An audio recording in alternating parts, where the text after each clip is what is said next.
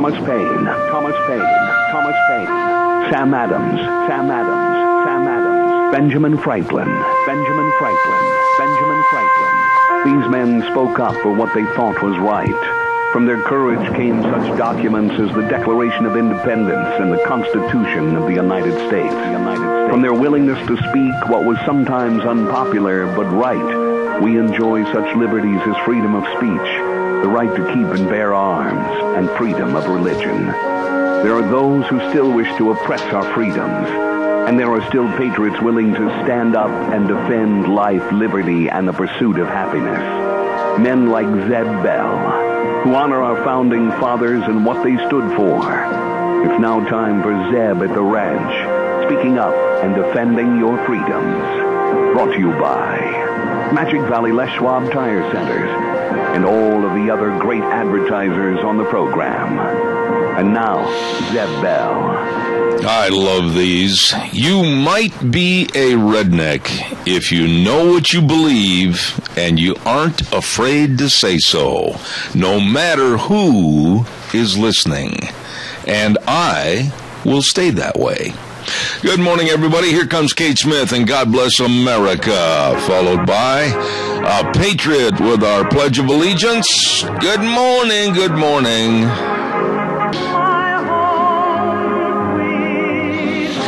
Good morning. I'm Zeb Bell, Zeb at the Ranch, and it's a Tuesday, and we're brought to you by our major sponsor, your Magic Valley Les Schwab Tire Centers, and all 7 locations serving you, and also some of our great advertisers, which include Western Waste Services, always at your disposal. Call them, get on the route service today, 734-6969, locally owned and operated Western Waste Services.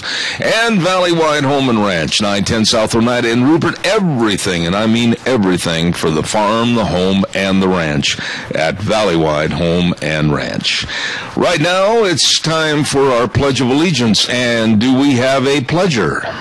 We do. All right, sir. Rotten, go ahead, please. I pledge allegiance to the flag of the United States of America and to the republic for which it stands, one nation, under God, indivisible, with liberty and justice for all. How come you let my wife in the house yesterday, but you wouldn't let me in? Why didn't you want to get in? I saw you with a shotgun. I wasn't going to try. Okay. All right. God bless you, Rotten. Take care. Thanks. Really nice people right there. Hey, it's time for the weather, and the weather is brought to you by Cheney Flooring and Home Design, 1228 Oakley Avenue in Burley. Number to call, 678-6945. Look for the blue door, and all your carpet and flooring and kitchen construction, home decor, whatever you need to make your house a home. Right there at Cheney Flooring and Home Design, look for the blue door. And by the way, hanging your shelves near the ceiling helps draw the eye up and makes your space seem more open. There you go. That's from Whitney at Cheney Flooring and Home Design, 1228 Oakley Avenue in Burley. And right now, here's Michael Rogers' weather. I've been doing the weather for you folks for the last 7 years. I've never seen a weather pattern that got started so early as the weather pattern that you're getting ready to go through. Now, I've already talked to you about the North American monsoon. And to make it simple in plain English, all you got is moisture coming up from the Pacific, through Phoenix, through Las Vegas, straight on up to you. Now, you're going to match that with a cold front. That's that blue line with arrows that you see, and those guys are on TV trying to tell you what the heck it is, but they never tell you how it works. But basically, that cold front works like a shovel, so it's going to lift all that moisture coming up from us over to you. Bottom line is, you got rain in the forecast starting tomorrow. It's going to carry all the way over through Sunday. And because it is springtime, you're going to be running into thunderstorms. So that's what's going to be taking place. Otherwise, for today, the North American monsoon starts in July. It's May. Okay, so we're getting started early. Anyway, you got a nice day for today, 73 for the high, 42 for the overnight low. When the cold front passes, you'll be dipping down into the 60s for the daytime high. And that's, like I said, it's going to continue all through the week. So it's going to be yucky. You're going to be upset and mad right around Friday because it's going to be raining and you want to do something over the weekend. Well, that's not happening. So I'm giving you a heads up now. I'll be there Friday. to go through the same thing because I was hoping for a nice weekend, and it's going to be rainy. Enjoy the weather. It's the only weather you got. All right, Michael Rogers Weather, thank you so much. Brought to you by Cheney Flooring and Home Design, 1228 Oakley Avenue in Burley. Look for their blue door. And don't forget they've got a lot of newly refurbished furniture, everything you need to make your house a home at Cheney Flooring and Home Design. Hey, by the way, don't forget on Thursdays, yes sirree, the sale that works for you. Burley Livestock Sale Yard, 1100 Occidental Avenue in Burley. And they bring down the gavel and start selling cattle at 10 a.m. And that's, of course, with Merv May, Cade Rogge, and Lance Udy. And the number to call for consignments and other information on the sale is 678-9411. That's number again, 678-9411. Burley Livestock Sale Yard with a sale on Thursdays at 10 a.m. Real quick, and I need to get this in. The Minidoka County is going to have their annual boat inspection day on Saturday, May 16th from 8 to 5, and this will be held at Lake Walcott, and admission to the park is free. Deputies will be on hand for boat safety and boat inspections. Don't forget that on Saturday, May 16th. By the way, too, our thanks go out to Darrow's Cleaners at 1223 Albion Avenue in Burley. Kevin and Cindy, Deanne took my stuff in there yesterday, as a matter of fact. These are really, really nice people. They care. And everything you take in, all your rumply-crumplies, come back looking brand spanking new. So you just check it out today at the world's best dry cleaners. You better believe it. At 1223 Albion Avenue in Burley. It's Darrow's Cleaners serving you. Oh, and by the way, too, while we have just a minute here before we start taking some of your calls, I want to remind you about SafeLink Internet. We had their district manager on our program last week, and SafeLink Internet, Idaho's #1 choice for wireless internet, serving you over 17 years and counting. SafeLink Internet with no contracts, no credit checks, unlimited data, and you call and find out how to get on the program today. We've been with them for many, many years now here at Zeb at the Ranch, and they do an outstanding job. Number to call, 677-8000. SafeLink Internet. You give them a call today. You know, normally when I start the program, I have a little bit of a lighter story, and then we get heavier as the first hour goes along. This morning, I am deeply saddened that the 25-year-old New York policeman has died. And he was shot in the face by a worthless black punk. And this program salutes him, this program salutes his family, and this program salutes his brothers in blue. And I hope the good Lord will bless all of them in this time of great concern. Now, we should all salute and honor the police that guard and protect us. Now, you do not want a Gestapo-type national police force. No, you do not.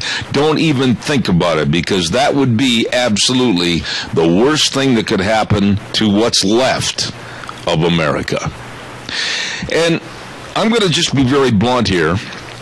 I thought the president, and I hesitate calling him the leader of our country, was extremely low class yesterday in some of his remarks when he degraded police forces because of what he considers slights and abuses to blacks and Latino communities. With the passing of that New York policeman, 25 years of age, President Obama, that was absolutely the worst time you could have said anything in regards to slights and abuses to the black and Latino community. That was despicable. Now, I honestly believe this, and I've thought a lot about this morning. When you need a policeman to help you, caller, stand by just a minute. When you need a policeman to help you, thank him. When you don't need a policeman, thank God. Good morning, caller. You're on the air. Yes, good morning, Zeb. I feel bad about that cop, too, and where's the outrage? You know, Al Sharpton has so much control over this White House, over Barack Obama. And this is why we're having so many problems today. You know, let me just jump in here, and on this program, I'm going to tell it like it is, and if people don't like it, they don't have to listen. Al Sharpton is nothing more than a worthless punk hood, and from the hood. He is absolutely a tax evader, he's a cheat, he's a fraud, he's the furthest thing from a Christian minister or leader of God. I have no use for the likes of Al Sharpton and anyone that would espouse to following his beliefs and his goals. Well, this goes to prove the point that most of us do know. Barack Obama is incapable of making any kind of decisions that affect this country. And he's depending on people like Al Sharpton and Jesse Jackson to make these decisions for him, and we're all going to suffer for it. Yeah. I look back to about 2006, 2007, maybe 2005, and I've gone through some of the old books that I kept on this program, and race relations were so much better in this country than they are now under this great divider, Barack Obama. Well, this country, right now, we have no direction. This country doesn't know where it's going, and people like you and I, we're on our own. Yeah. We're on our own. And unfortunately, what you just said there, I think, is going to become more prominent. We are on our own. And the national police force that a lot of these people are clamoring for would be nothing more than, like I said a minute ago, a Gestapo-type police force. And, Tony, I am so afraid as to where this country is heading. Well, I think this is what Al Sharpton's plan is, that he's putting in Barack Obama's head. And this Sharpton is a dangerous person. This guy's got to go. I don't know what we can do with him. I can't argue with you, my dear friend. God bless you for your call this morning. I appreciate it. Okay. Thank you, Tony. I got to take care of some bills, and then I want your thoughts on this. When you need a policeman to help you, thank him. When you don't need a policeman, thank God. Calls are welcome. Valley White Home and Ranch, don't forget, 910 South Oneida in Rupert. Now, today is the Free Kids Growing Kit. That's going to start at 4:30 this afternoon and go till 6 o'clock. And they're basically going to teach kids how to grow plants and what to do, how to water, how to fertilize the soil, and everything else. It's really going to be a great, great event tonight at 4:30 to 6 o'clock at Valley White Home and Ranch. And by the way, Mother's Day is this next weekend. And they've got a lot of the hanging plants and hanging baskets over there, and they're $5 off at Valley White Home and Ranch. Don't forget that. And they've got that big tractor show that they're planning on having before too long. It's going to be coming up in June 19 and 20. And if you've got an antique tractor you'd like to put in that show over at Valley White, be sure and get a hold of them today. All your feed needs, all your 4-H supplies, everything at Valley White Home and Ranch, 910 South Oneida in Rupert. Sean and Mandy, the whole crew serving you at Valley Wide in Rupert. You stop in and see them today.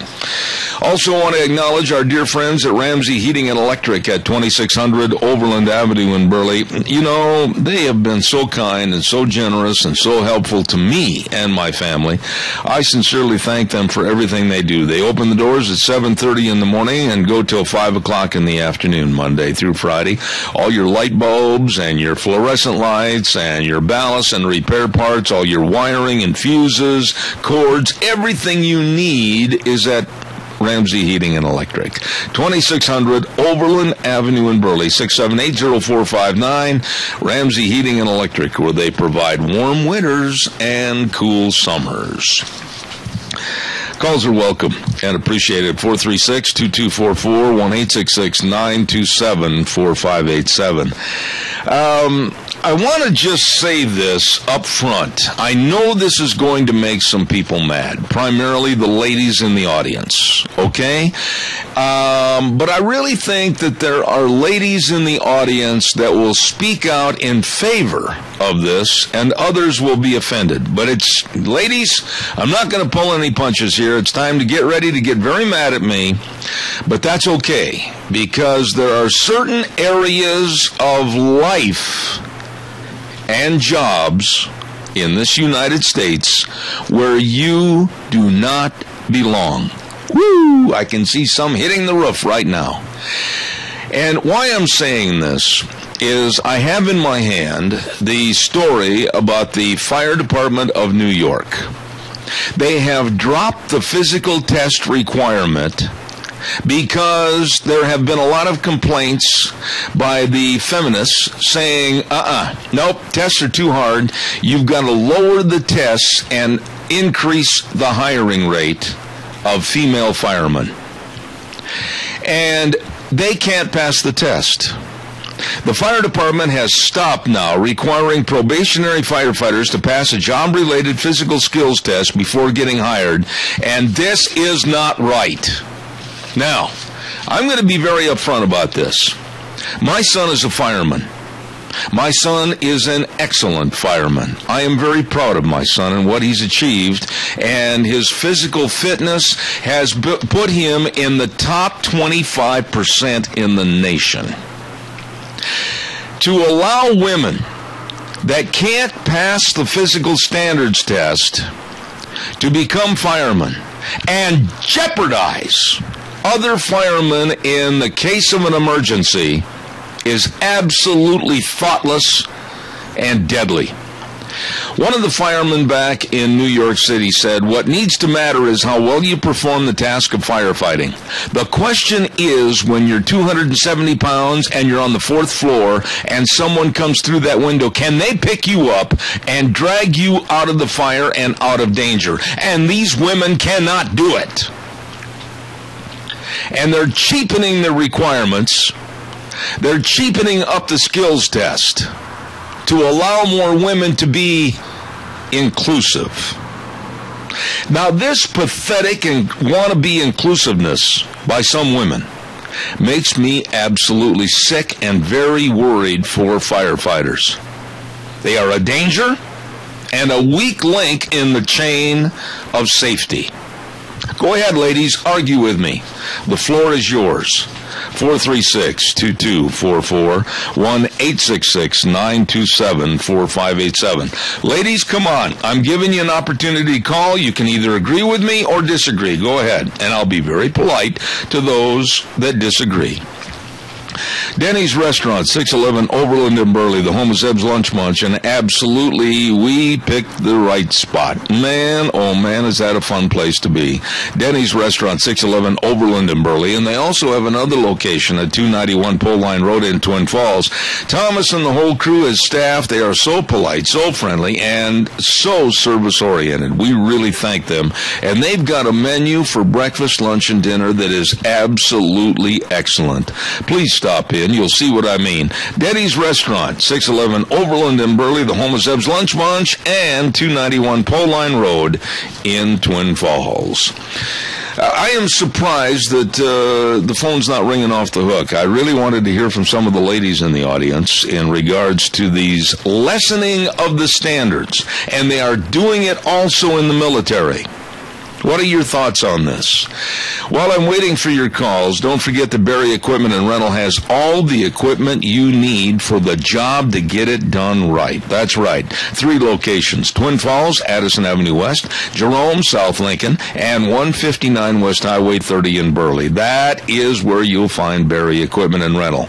And by the way, they got a brand new salesman. His name is Will Janes, and he's really got close ties to this community, and he specializes in Doosan, Bobcat, and Coyote lines. Hey, he's going to be on the program with us towards Thursday, and you stop in or give a call to Berry Equipment and Rental. They have all the equipment you're looking for at Berry Equipment and Rental. Good morning, caller. You're on the air. I agree with you. Totally. This is a generation of the ribbon getters. They participate, they get rewarded. Oh, my goodness, that was well stated. The generation of the ribbon getters. I totally thank you for that. Let me ask you a question. May I, please? Do you have children? Do you have children?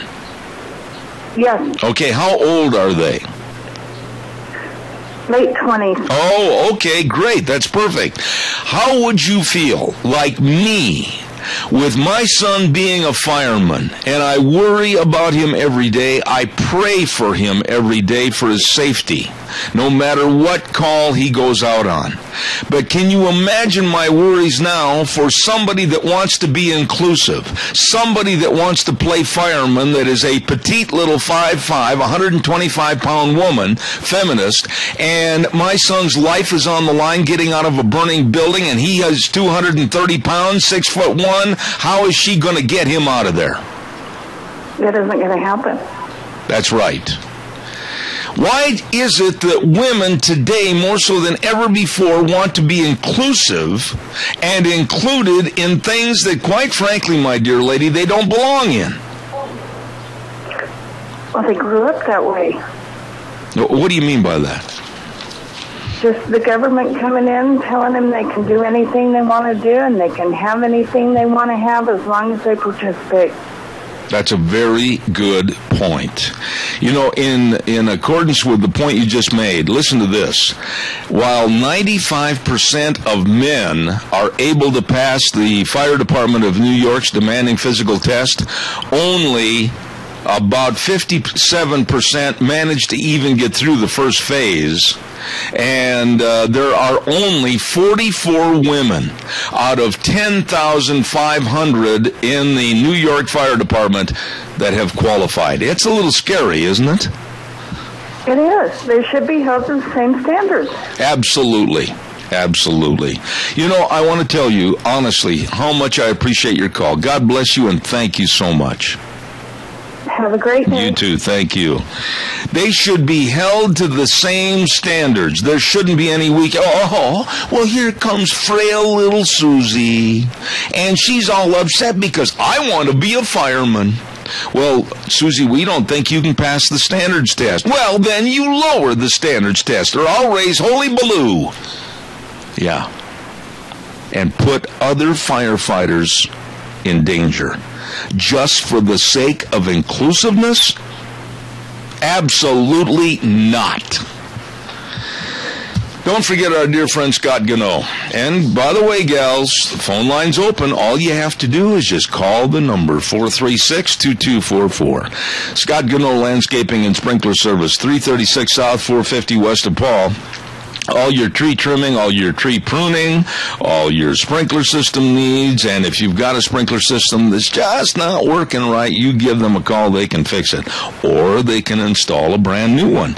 Absolutely. He is the best. Gano Landscaping and Sprinkler Service, 438-2485. You get a hold of Scott today. And real quick, don't forget to Penetron Soil Conditioner by Maisie. With a 21-year proven record of increasing yield and quality of all Idaho crops, it can speed germination, reduce encrusting, improving stand, and stimulate root growth and microbial activity. And you know what else Penetron by Maisie can do? Save irrigation water. That's right. Penetron treated crops have better roots that reduce stress for water and nutrients. Increase your crop's performance with a proven soil conditioner, Penetron by Maisie. Contact your crop advisor today to obtain Penetron soil conditioner.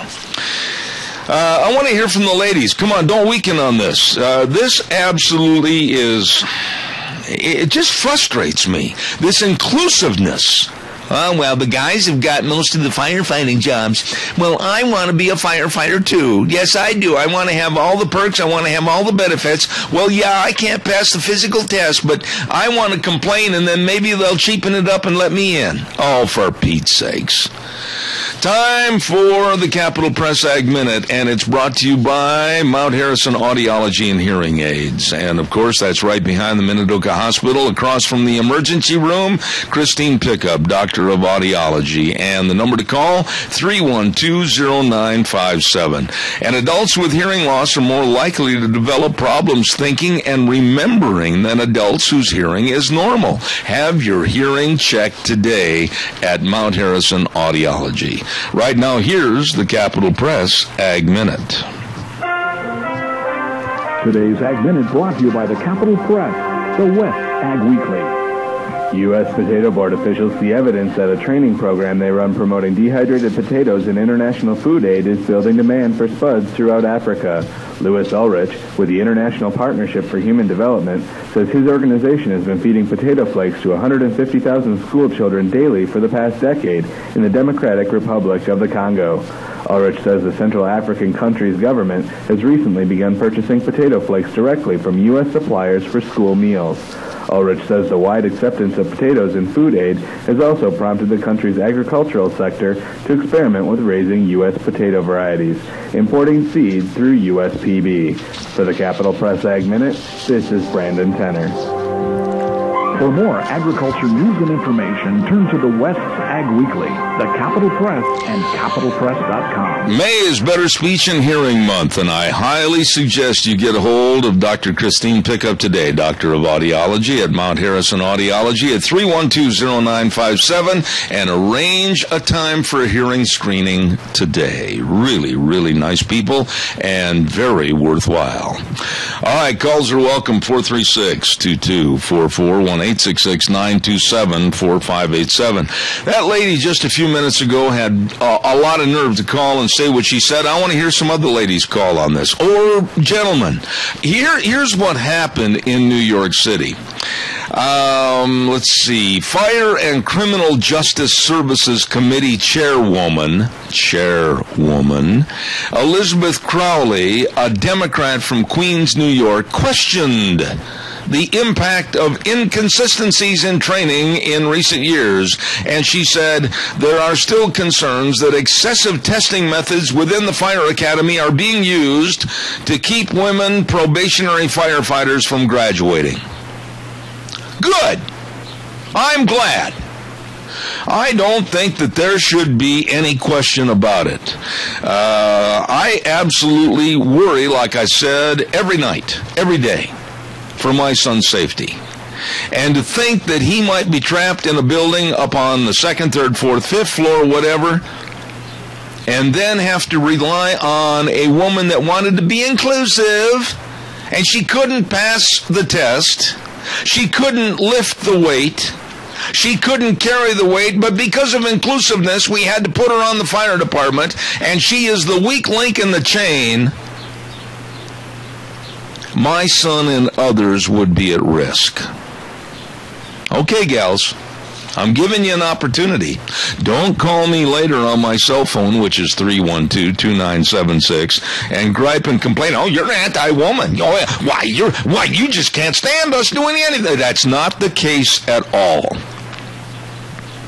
There are certain things that you physically, in general and in most numbers, cannot do.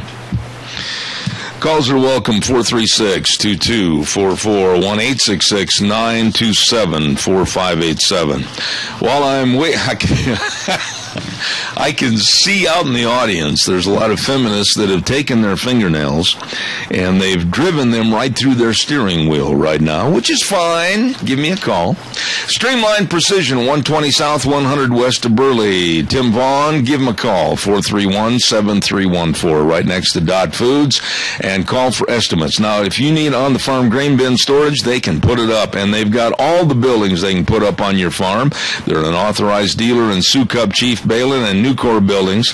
And, I keep mentioning this, but they've got all the equipment to handle your dirt hauling, too, with the big side dump trucks and all the big heavy rigs to haul your big farm equipment from field A to field B. You get a hold of them today. They're currently building the brand new Funk Dairy south of Murtaugh. They do a wonderful job. They're a family of companies providing construction, excavation, and fabrication services. Streamline Precision, 431-7314. Streamline Precision, the professionals building for you.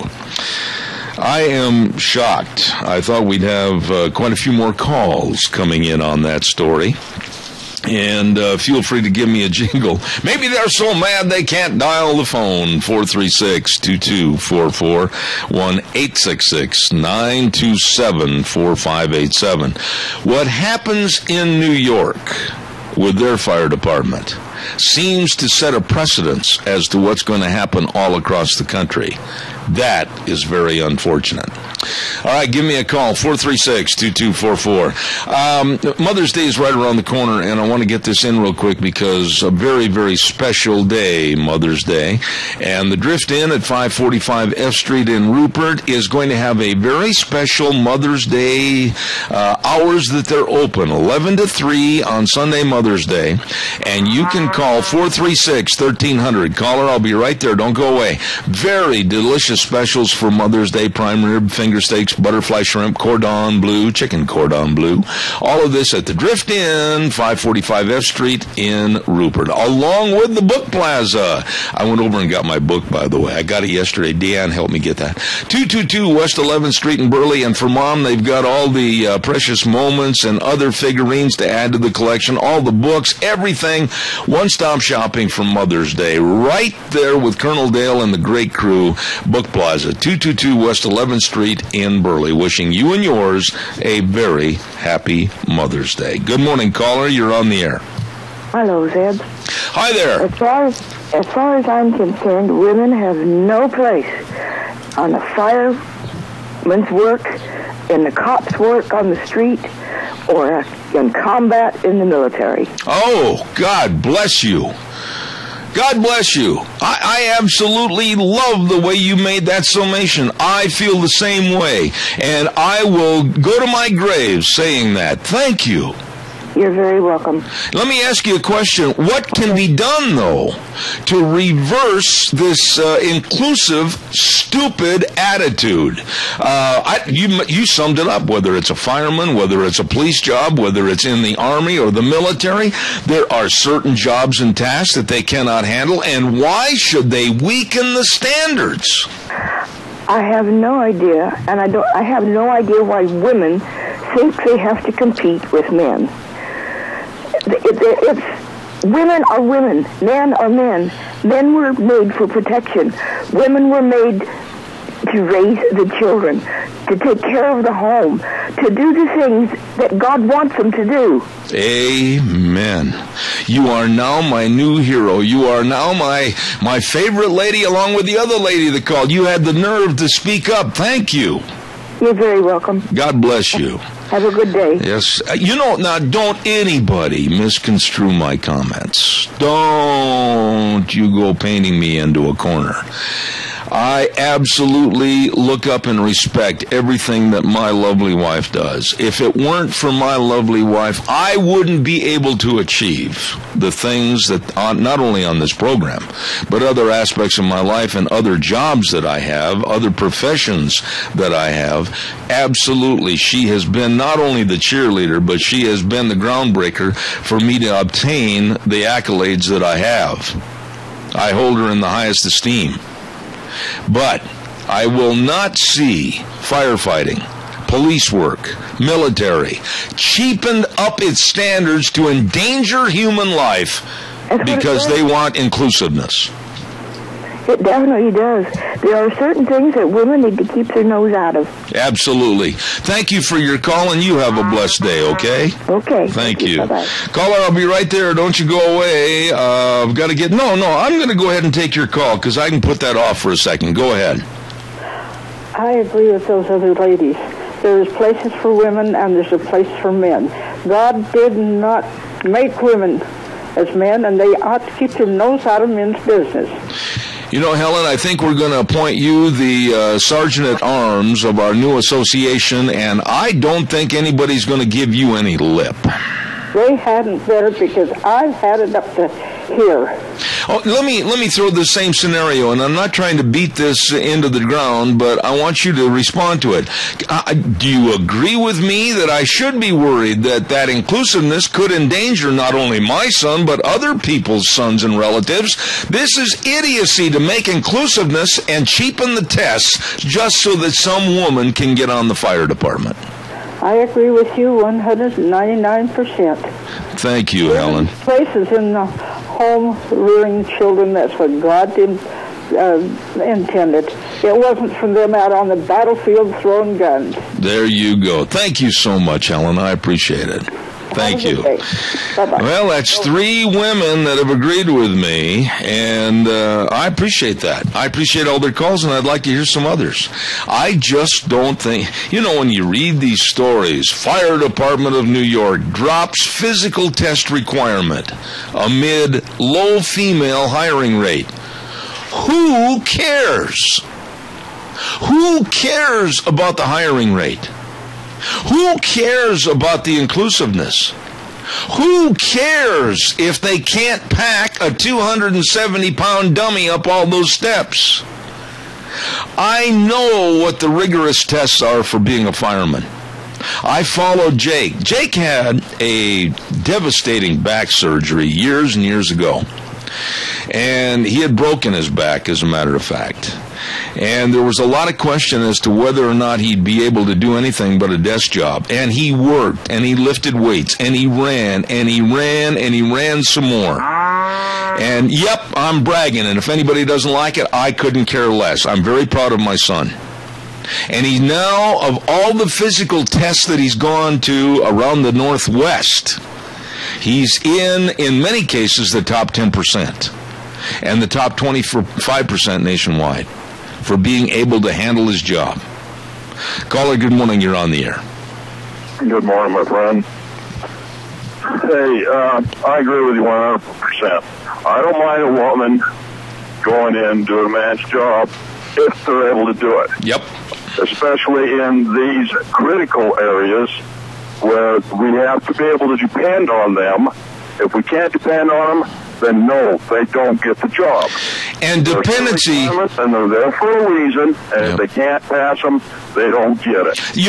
The dependency word, the depend word, is really important here, because I know that my son has talked to me about the dangers, the hazards, and the relying on the other guy, the firefighting brother, the same as with the police, etc.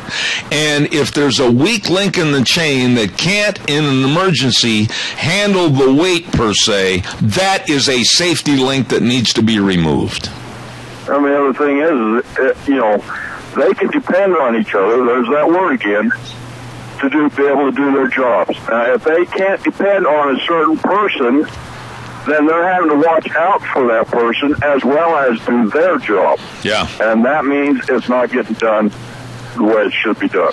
Well, Jeff, I get so upset at these women and these feminists that just, I can do anything a man can do. No, you can't.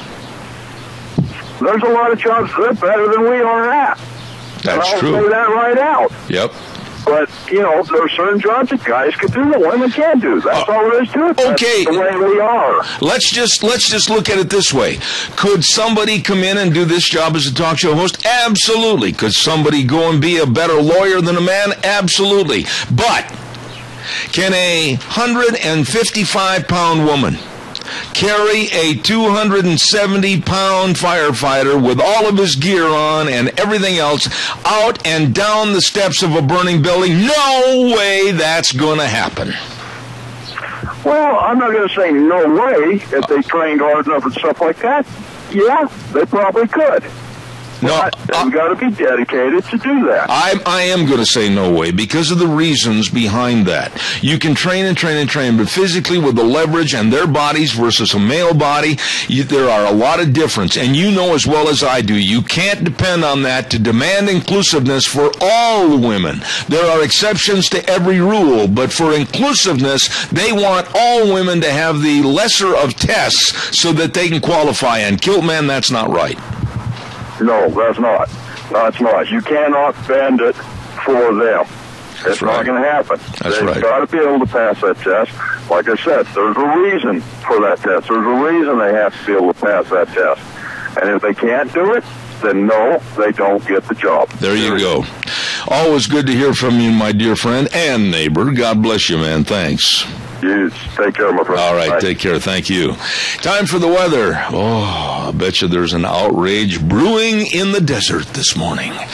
Time for the weather, and the weather's brought to you by Ramsey Heating and Electric, offering rebates on qualified Lennox home comfort systems. Whether it's a gas furnace, air conditioner, a heat pump, whatever, you and your family will enjoy the comfort at Ramsey Heating and Electric. They can save you money where they provide warm winters and cool summers. Here now is Michael Rogers' weather. Hello, everyone. Michael Rogers. It's real simple with your weather as you work your way toward the later portion of the week. And you can thank us folks in Las Vegas for sending you the moisture as it bangs up against a cold front that's coming our way. No need to thank us. That's what we're here for. So when the cold front meets all this juice, you're going to have to start to see rain. It's going to pretty much start on Wednesday, and it's going to continue all the way through Sunday night. And there's the possibility of a thunderstorm that comes right along with it. Now, because I'm going to be driving up there into this mess, I'm not going to be happy. But by the same token, I'm not bringing the rain. It's coming. So either way, you've got a nice day for today, 72 for the high. The overnight low right around 42. Other than that, we've got weather action from Wednesday all the way through Sunday. And I'll see you Friday. Enjoy the weather. It's the only weather you got. All right, Michael. Thank you very much. And the weather brought to you this hour by Ramsey Heating and Electric and, of course, Lennox Home Comfort Systems. 678-0459. At Ramsey's, they provide warm winters and cool summers. All right, calls are welcome, 436-2244, 1-866-927-4587. Oh, yeah, there's a lot of people probably saying, you really opened up a can of worms this morning. Well, that's fine. That's fine. I was reading further in this story this morning about the fire commissioner of New York City. Daniel Negro is his name. And he revealed that they are going to be making adjustments. That's the key word right there. Adjustments to the exam. The city council in New York, according to, and again I'll revert back to this Elizabeth Crowley, a Democrat from Queens, they have said adjustments to the exams have to be made because they questioned whether the skills test was responsible for 10,500 males being on the firefighting force and just 44 women.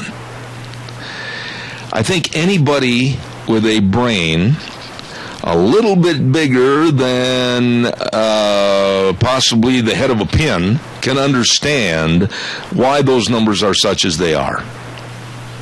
If the tests are set up to be very rigorous and very demanding and showing whether or not the firemen can do the job under stressful conditions, and 10,500 men could, and only 44 women could, then leave the tests the way they are, because they show the weak links in the safety chain. Calls welcome, 436-2244, 1-866-927-4587. You know, I've been bragging on this program for a long time about Burley Physical Therapy and Rehabilitation.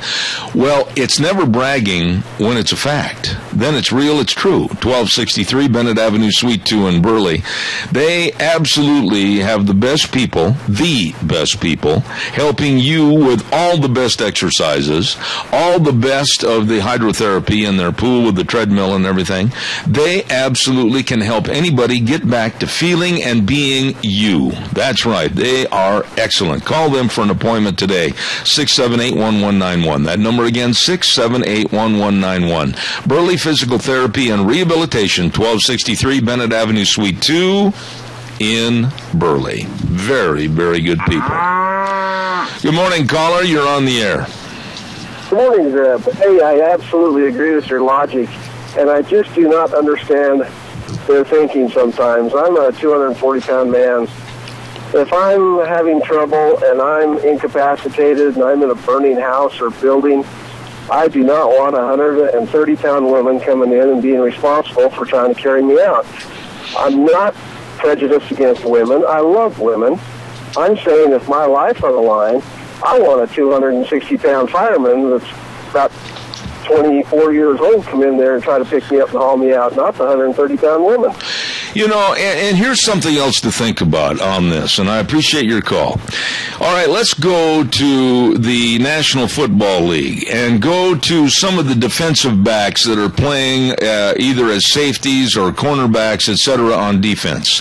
A lot of these guys are between 175 and 180 pounds. Are you going to tell me that in a burning building with all the fire gear on, that 175-pound defensive back is going to go up to Ndamukong Suh, that used to play for the Lions, now playing for the Miami Dolphins, at well over 350 pounds? They're going to put him on their back with full fire gear and take him out? No, it's going to be tough for them. And think how much more so it's going to be for a 155-pound woman to try to carry that firefighter down all those stairs to get the safety out of a fire. It ain't going to happen. It's not going to happen. A lot of people don't realize how heavy dead weight is. You know, a lot of people relate to, well, I picked up 100 pounds before. 100 pounds is different when it's a human body that flops and sprawls all over the place and you can't balance it, you can't get a good grip on it. I've tried to pick up people before. It's a whole different thing. Hunters can relate with this. You can have a 150-pound deer laying on the ground and think no problem. But trying to get that 150-pound deer 500 yards of pickup is a whole other story. You better believe it. Now, here's the other part of this. Why? Why are we bending and catering to this inclusiveness? I mean, these women make demands, these feminists, well, we can do it, we want to be included. You better change your testing standards. You better lower those standards because we want to be inclusive. Why? Why are we allowing this to happen? And that's a good question. We've allowed PC to run amok, and we've backed down and cowered because we want to be the good guy, and nobody wants to be labeled a racist or a bigot or a sexist or something like that. And maybe it's time we stand up, we let them label us that, but then we put our principles forward and show them why we believe that way. I mean, our principles are right. They're true. If you've got an emergency responder, you want the best emergency responders there that can do the job and meet certain requirements, period. You know, I really appreciate your remarks. That was very well stated. God bless you for your call this morning, sir. Thank you so much. Thanks, Al. Thank you. Caller, good morning. You're on the air. Yes, good morning. You're absolutely right. It doesn't take a woman to do the job. When I took the agility test for the fire department back in New York, we had to do 50 pull-ups, 50 sit-ups, 50 push-ups. We had to be able to lift 100 pounds, and that's not all of it. There was more to it. And as soon as that was over, we had to run around the football field 4 times in hot weather. And it takes somebody in pretty good shape to do all that. Of course, in my younger days, I was in good shape. I have seen some of the testing and some of the competition skills that my son has been involved in representing the Boise Fire Department.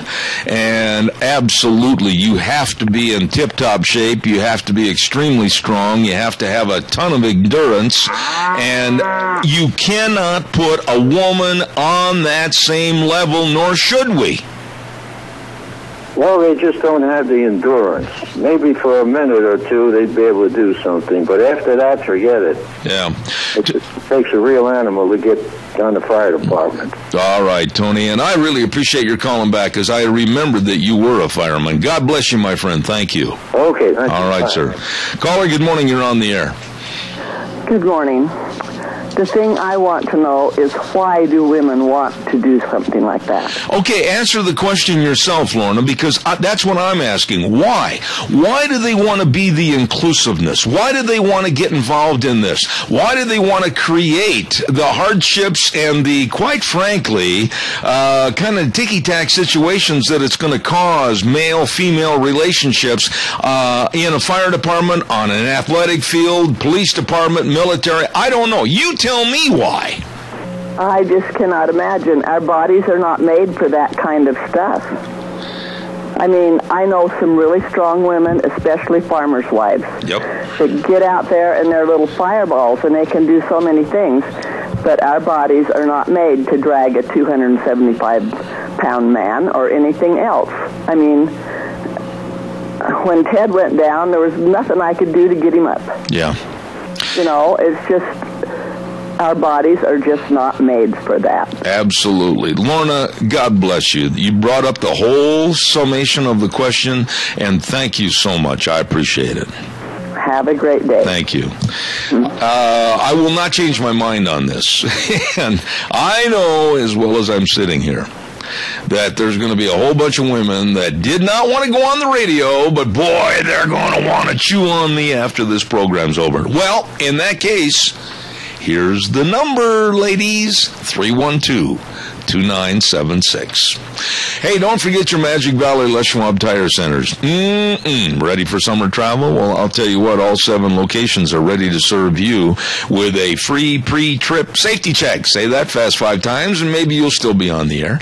They go through a lot of things to make sure everything's going to be okay for your driving, and I'll just include some of them. Tire inspection and tire pressure check, visual inspection of the front end components, and they take a look at the brake components, visual battery inspection, and all kinds of things. They care about your safe driving, and they've got all the tires you need for your cars, your light trucks, your SUVs, and the best brake value promise in the industry. They really know about brakes. Well, there you go. You stop in and see Lane and Rupert, Dave on Blue Lakes and Twin, Mike and Buell, Mike and Jerome, the Twist family in Paul, John on Poline in Twin Falls, and Randy on Overland in Burley. Saw him yesterday. By golly, you better stop in and see your Magic Valley Les Schwab Tire Centers. We're going to take a little break right now and then come back, and we have a gentleman on from Americans for Prosperity this next hour, and we're going to be, wait a minute, almost knocked over the water and everything else. We're going to be talking to him, and then we've also got a lady coming on at 9:30 in regards to the free trade agreement. So we got a lot of good things coming up in the next couple of minutes. I'll see you back here in 6.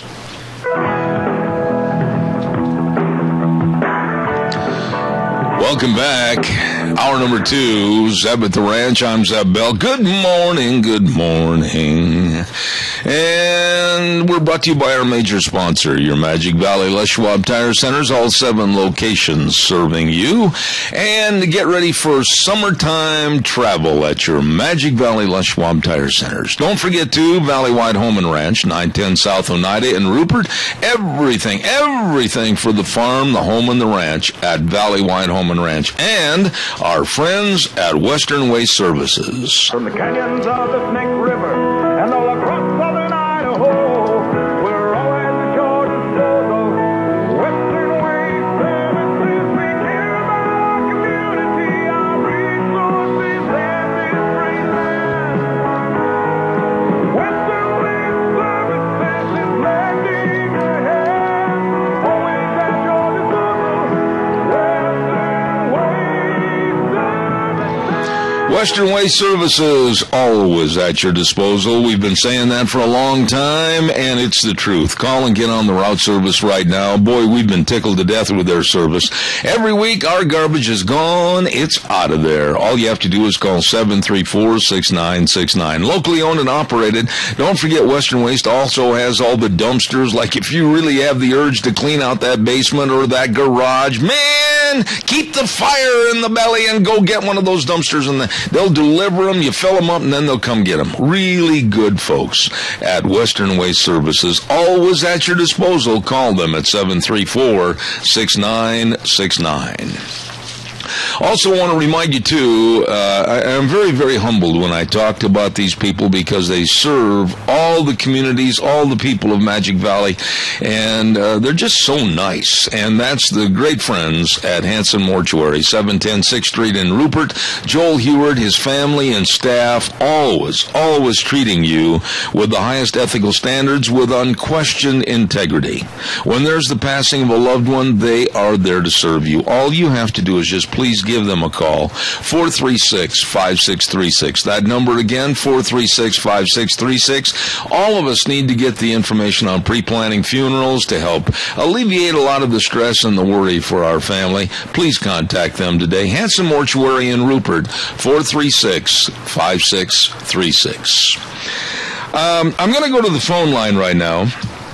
And I know this person is probably listening to me very closely because I absolutely am fearful of mispronouncing his name, and I'm going to do my best. And here we go. With us, with Americans for Prosperity, we have Ukash Choguli. Is that fairly close? Kind of close. It's Akash. Akash. Yeah. Okay, and how about the last name? Choguli. Okay, Akash Choguli. That's not that tough once you learn it and hear it from you. So good morning, sir. How are you? Good. Thank you for having me on today. Well, it's my pleasure. And what nationality or what country basically is that name from, if I may ask? That is an Indian name. My parents are Indian immigrants. I was born and raised here, fortunately. I love the way you say that. Akash Choguli, right? Yep. Not so hard once you see it on paper. I got it now, man. I'll tell you, I'll probably mess it up at the end, but I got it now. Akash, I want you to tell us a little bit about Medicaid expansion and what they are trying to do and or take away. You're the expert with Americans for Prosperity. Bring us up to speed on what Medicaid is doing right now today. Sure. So Medicaid was obviously in existence long before the Affordable Care Act was passed. It's a health insurance program for low-income, disabled, elderly, families with children, vulnerable populations in this country. What the President's health care law sought to do is drastically expand the eligibility of this program to 138% of the federal poverty level across the country. Right now, the limit kind of varies depending on what state you're in. Obviously, the cost of living differs in states. So for southern states, it was much lower. Sort of northeastern states, it was much higher. They tried to make the Medicaid expansion mandatory by withholding all of the states' Medicaid funding if they refused to expand. The Supreme Court unanimously said that they could not do that. And so now they're trying to goad states into expanding Medicaid by offering them, quote-unquote, free money with this 100% match rate. As of now, 28 states have expanded Medicaid. 22 are still holding out. And what Americans for Prosperity is trying to do is educate policymakers, taxpayers, citizens, voters about why Medicaid expansion is just not all it's cracked up to be. It's a bad deal for patients, and it's a bad deal for taxpayers. All right, now, Akash, tell me this, and break it down for my listeners. As it stands today versus what it may be in the future, what is the good, the bad, and the ugly about these changes? Sure. So off the bat, proponents of Obamacare are, they have a one-sentence sort of pitch, which is that the idea of having more people with health insurance is a better idea. They're going to say, they say it's going to cut costs, it's going to improve access to care, and, obviously people who, work full-time jobs and can afford it, they all have health insurance for obvious reasons, and they think that, everybody who's kind of stuck in this donut hole, if you will, deserves to have health insurance as well. But I think that that's an extremely short-sighted way of looking at it. Long before Obamacare was passed, Medicaid had atrocious health outcomes and just really poor and tragic access to quality care. That's because Medicaid reimburses doctors far, far lower than Medicare or private insurance does. Mm-hmm. So people who are on the program have a really hard time accessing care, getting appointments. They have long wait times. And there have been several studies done that show that the health outcomes as a result of this are just terrible. I have one in front of me that the University of Virginia found that surgical patients on Medicaid are 13% more likely to die than those without insurance of any kind. Oh, my. And so while the idea of putting more people on health insurance might seem like a great idea, it's costly for taxpayers and just not all it's cracked up to be for patients. Akash, now, I don't know nearly as much about this problem as you do. You're very, very eloquent. But it seems to me like with Obamacare, it's trying to, almost like Robin Hood, rob from the rich, rob from those that have, and give to those that don't. And robbing from the ones that have is becoming very, very cost ineffective. Is that fair summation? It is, and it's not even sort of a steal from the rich and give to the poor. I think what's important to remember is who Medicaid was originally meant for, right? Medicaid was meant for the disabled, the very, very poor, working families with children, the elderly. These are very vulnerable populations. We have a very limited amount of resources, and, if you can think of Medicaid almost like a soup kitchen, there's a limited amount of money, a limited amount of resources. Obamacare now seeks to add millions of able-bodied, childless, working-age adults to a program meant for far more vulnerable populations and make taxpayers and private insurance holders pay for it into a program that's, one of the main drivers of the national debt and the biggest portion of state budgets nationwide. It's obviously unaffordable, and it's, quite honestly, it's bad policy for those who are most vulnerable and need help the most. I was reading in the information sheet that was written by Jim McLean, and it was talking about you, etc., and here's one sentence that stood out to me. It's estimated the plan would extend coverage to approximately 800,000 Floridians who make too much to qualify for the state's Medicaid program, but too little to be eligible for Obamacare subsidies. It sounds to me like our health care is just like another broken wheel and getting worse underneath what Obama tried to do.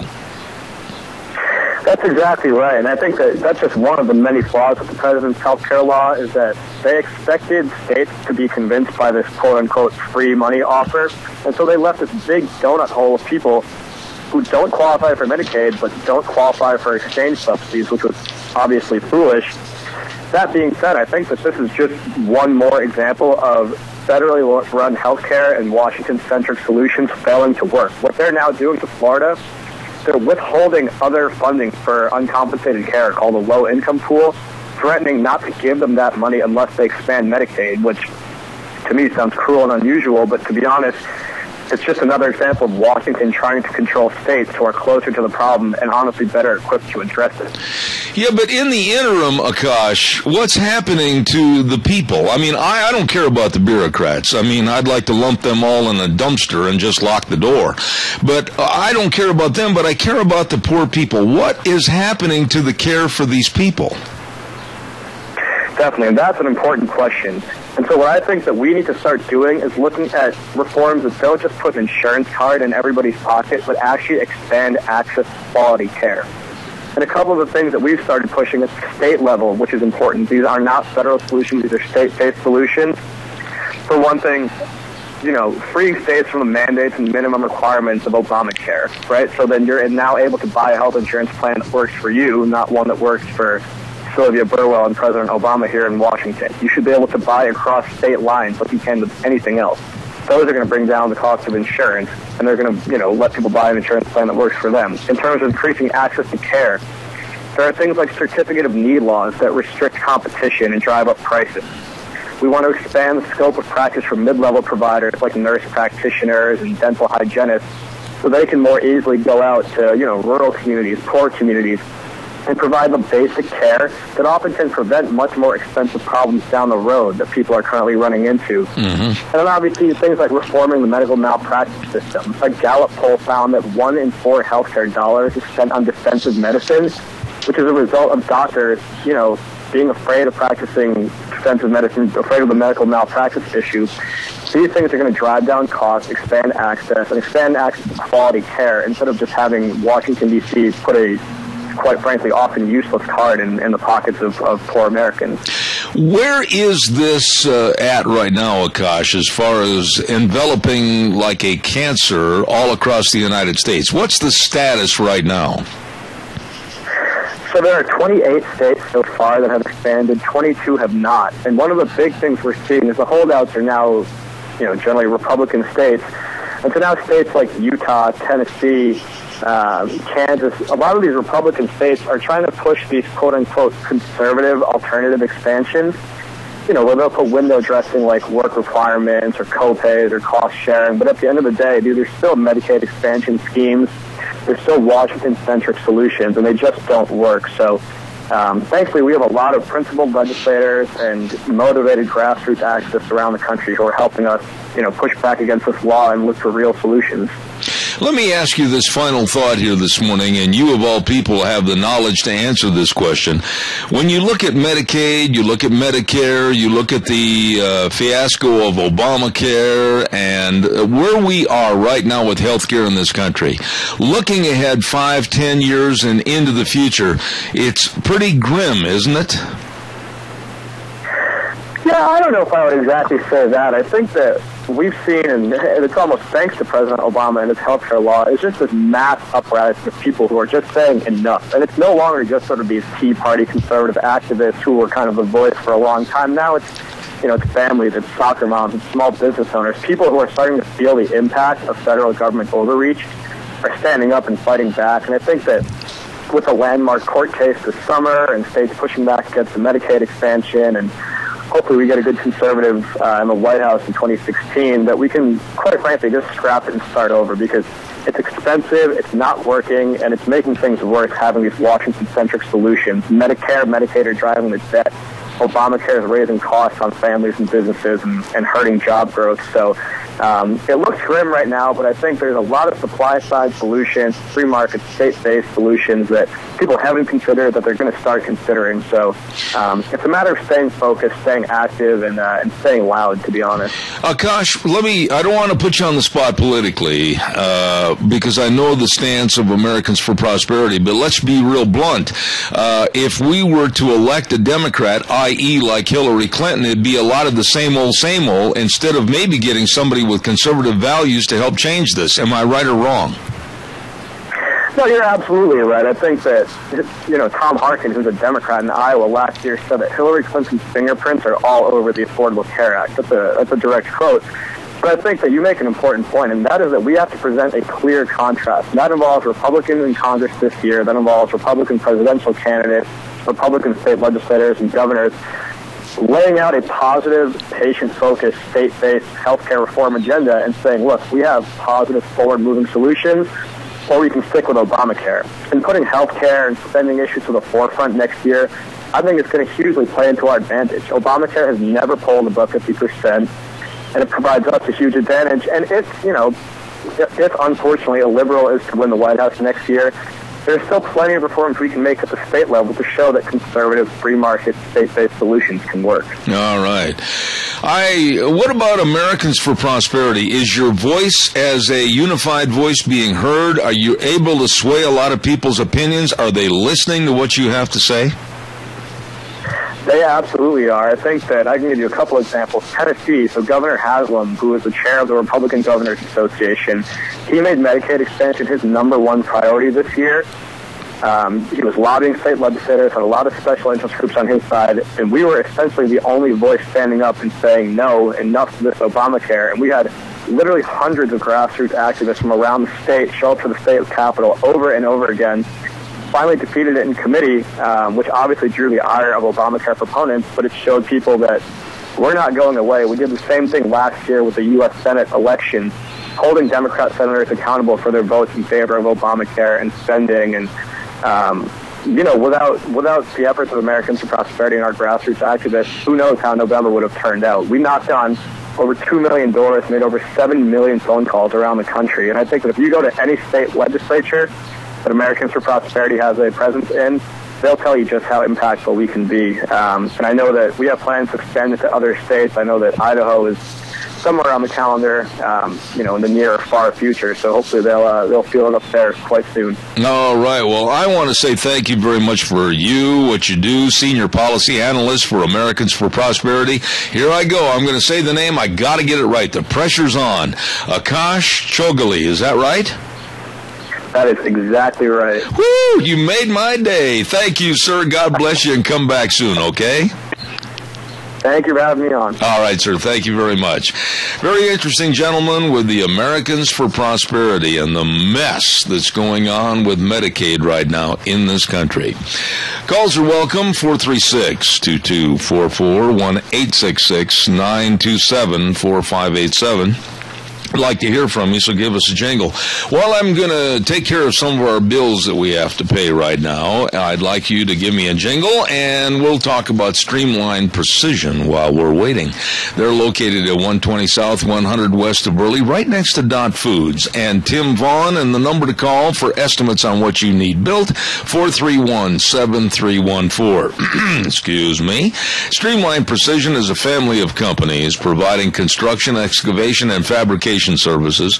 And you know, they make a coordinated, accurate, confidential, and consistent timeline to meet their clients' demanding needs, whether it's the construction of on-the-farm storage for grain.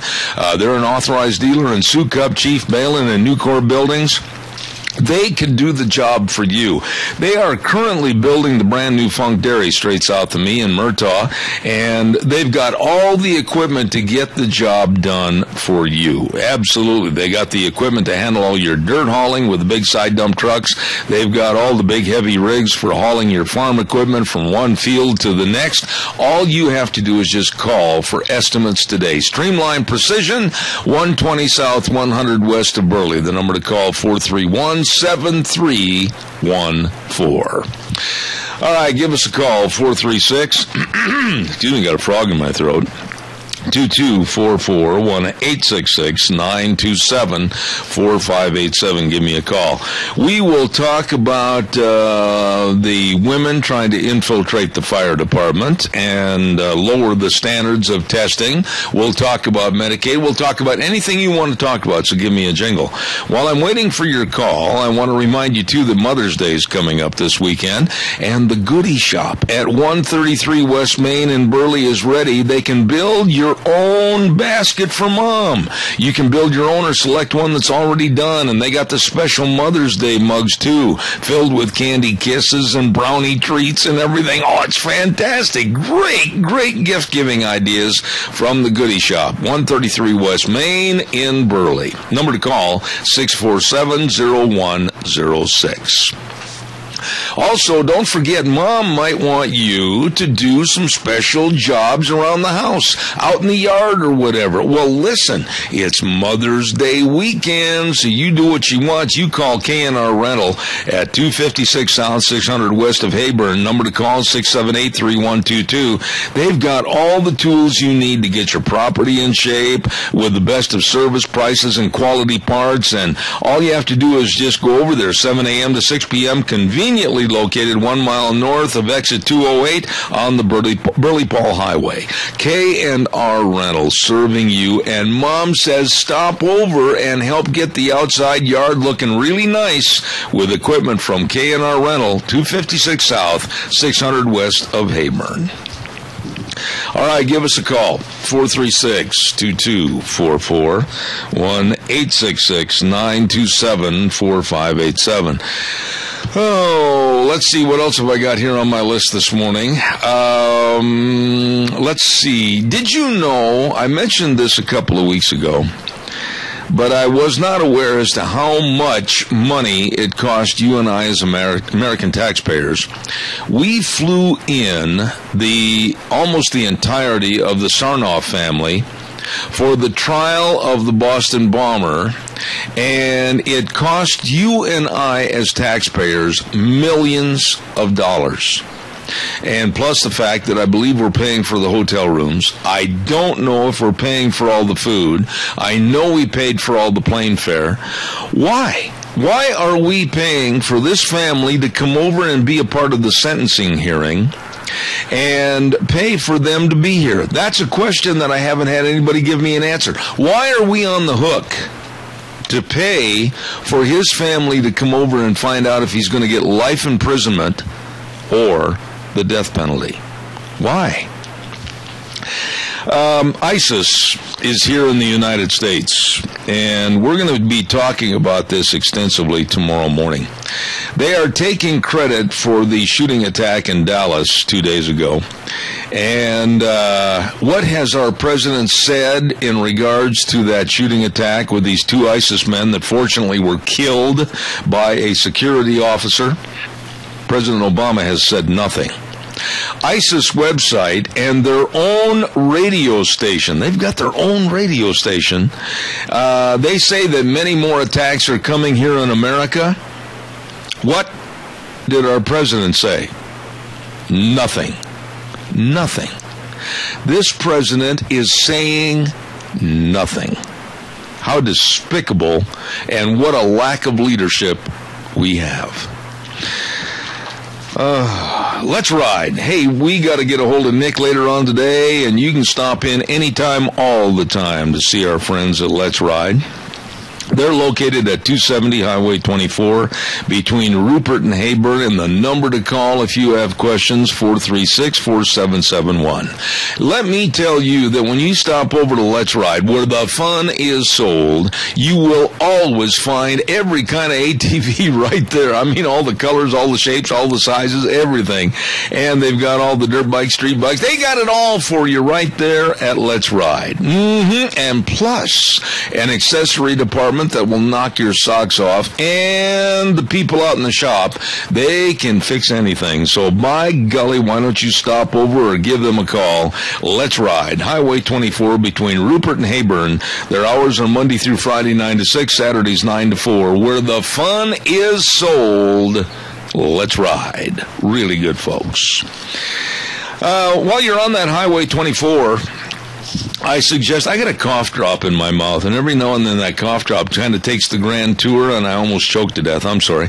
When you think about Highway 24, think about Cameron and Siemens Insurance with all the life insurance, health insurance, retirement planning, employee benefits. They've got it all for your safety and protection. That's right. Dean and Todd are dedicated and responsive to your needs, and they can help you. They will help you.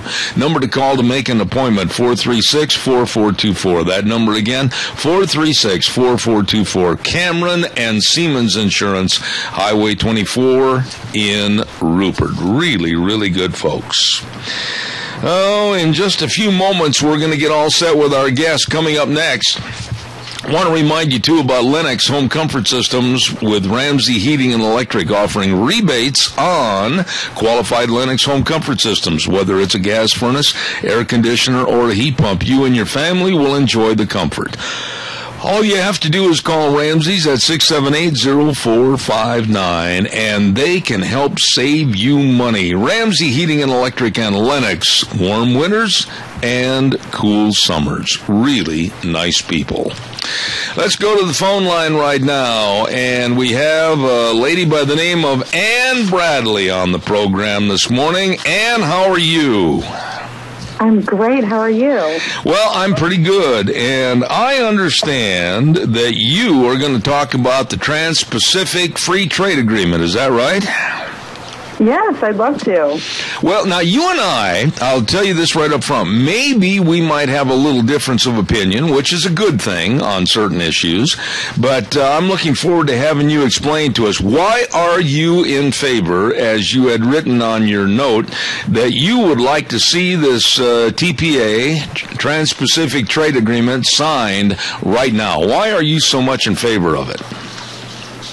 Well, it's based on the idea that free trade and kind of open borders for goods and services to cross countries is the best way to get long-term widespread prosperity.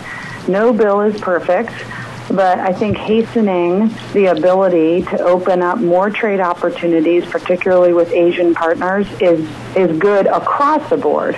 And so I think this gets down to kind of some issues that economists talk about, which is why I wrote the piece, because I think we have to be educated about the economic thinking behind why we would support a policy or maybe not support a policy. Let me ask you this question. You used the term open borders in your opening statement just a minute ago. Surely you don't mean open borders for people to go back and forth. Well, I primarily mean goods and services, and so economists know very well that, if a country's not good at growing kiwis, like the United States is not, it's better for us to buy them from another country that has climates that are conducive to kiwis. So in that regard, yes, I do mean that kind of opening our borders to goods and services where those with the best abilities to make them at the lowest cost free us up from having to do these things on our own, and that allows us to be more prudent, to be better stewards of our scarce resources, of our time, And overall, it makes everybody better off because it drives down prices. You know, now, this is where you and I might differ a little bit. The terminology open borders is really scary to me because I think our borders should be absolutely Spartan tightened up. And because of the illicit and illegal people coming across our border, many of which we have no idea why they're here or what they're going to do, I believe in free trade if it's free trade that is going to benefit both parties and not basically help the income of the other party. That's where I draw the line. And I actually would agree with you on the latter part of your statement that free trade has to be voluntary for this to work. And so we're talking about a world where people can, if the rice I buy in the grocery store is not made in the United States, but is freely purchased without any cronyism, without any political engineering of the rules or rigging of the rules for large companies, then we can assume that that trade is voluntary. It benefits me because I don't have to make the rice, I get to buy it, and it benefits the person who raises the rice. But you do, or grows the rice. You do raise an important question, though, which is that, I mean, you didn't say this specifically, but what I'm hearing, perhaps underneath, is that not all trade negotiations, not all policies are engineered based on this idea of mutual gains from trade. I mean, these are the ideas of Adam Smith and David Ricardo. It's what economists absolutely believe. But, we have to be careful because if big companies are engineering trade agreements, then there might be something in it for them. And those tend to be trades that are not mutually beneficial. And benefit one party or one big company at the expense of someone else. I think you will agree with me that when you look at, let's just use, and caller, I'll be there in just a second, don't go away.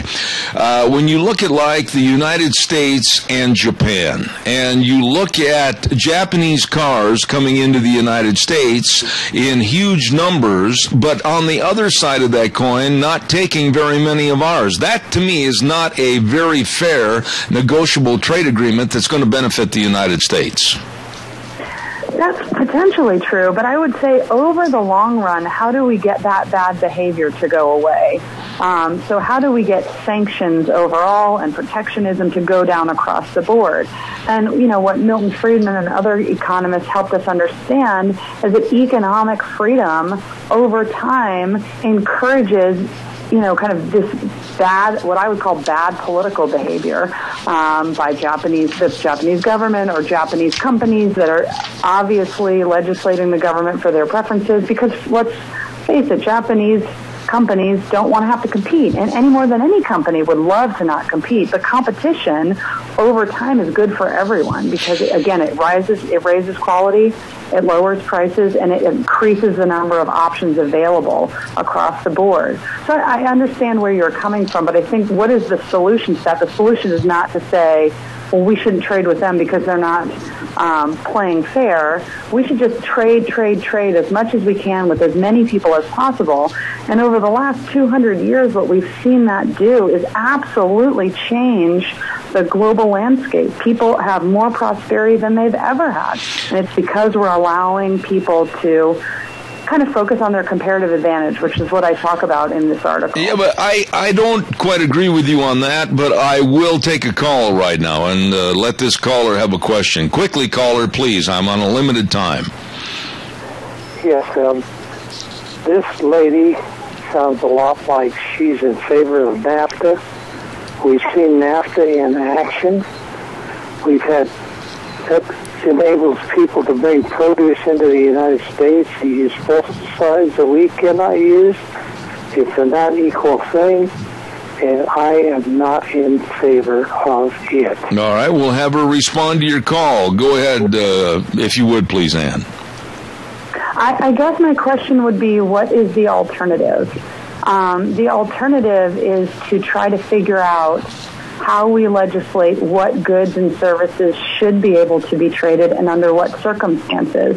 And we know that the state is not good at central planning in any regard. I'm assuming the caller and yourself that you would agree with that. And so when we ask the state to try to say, well, these are the things that we will accept, these are the kind of things that we're worried about, and there may be legitimate concerns about certain products or produce or all these things that you're saying. I'm not discounting that.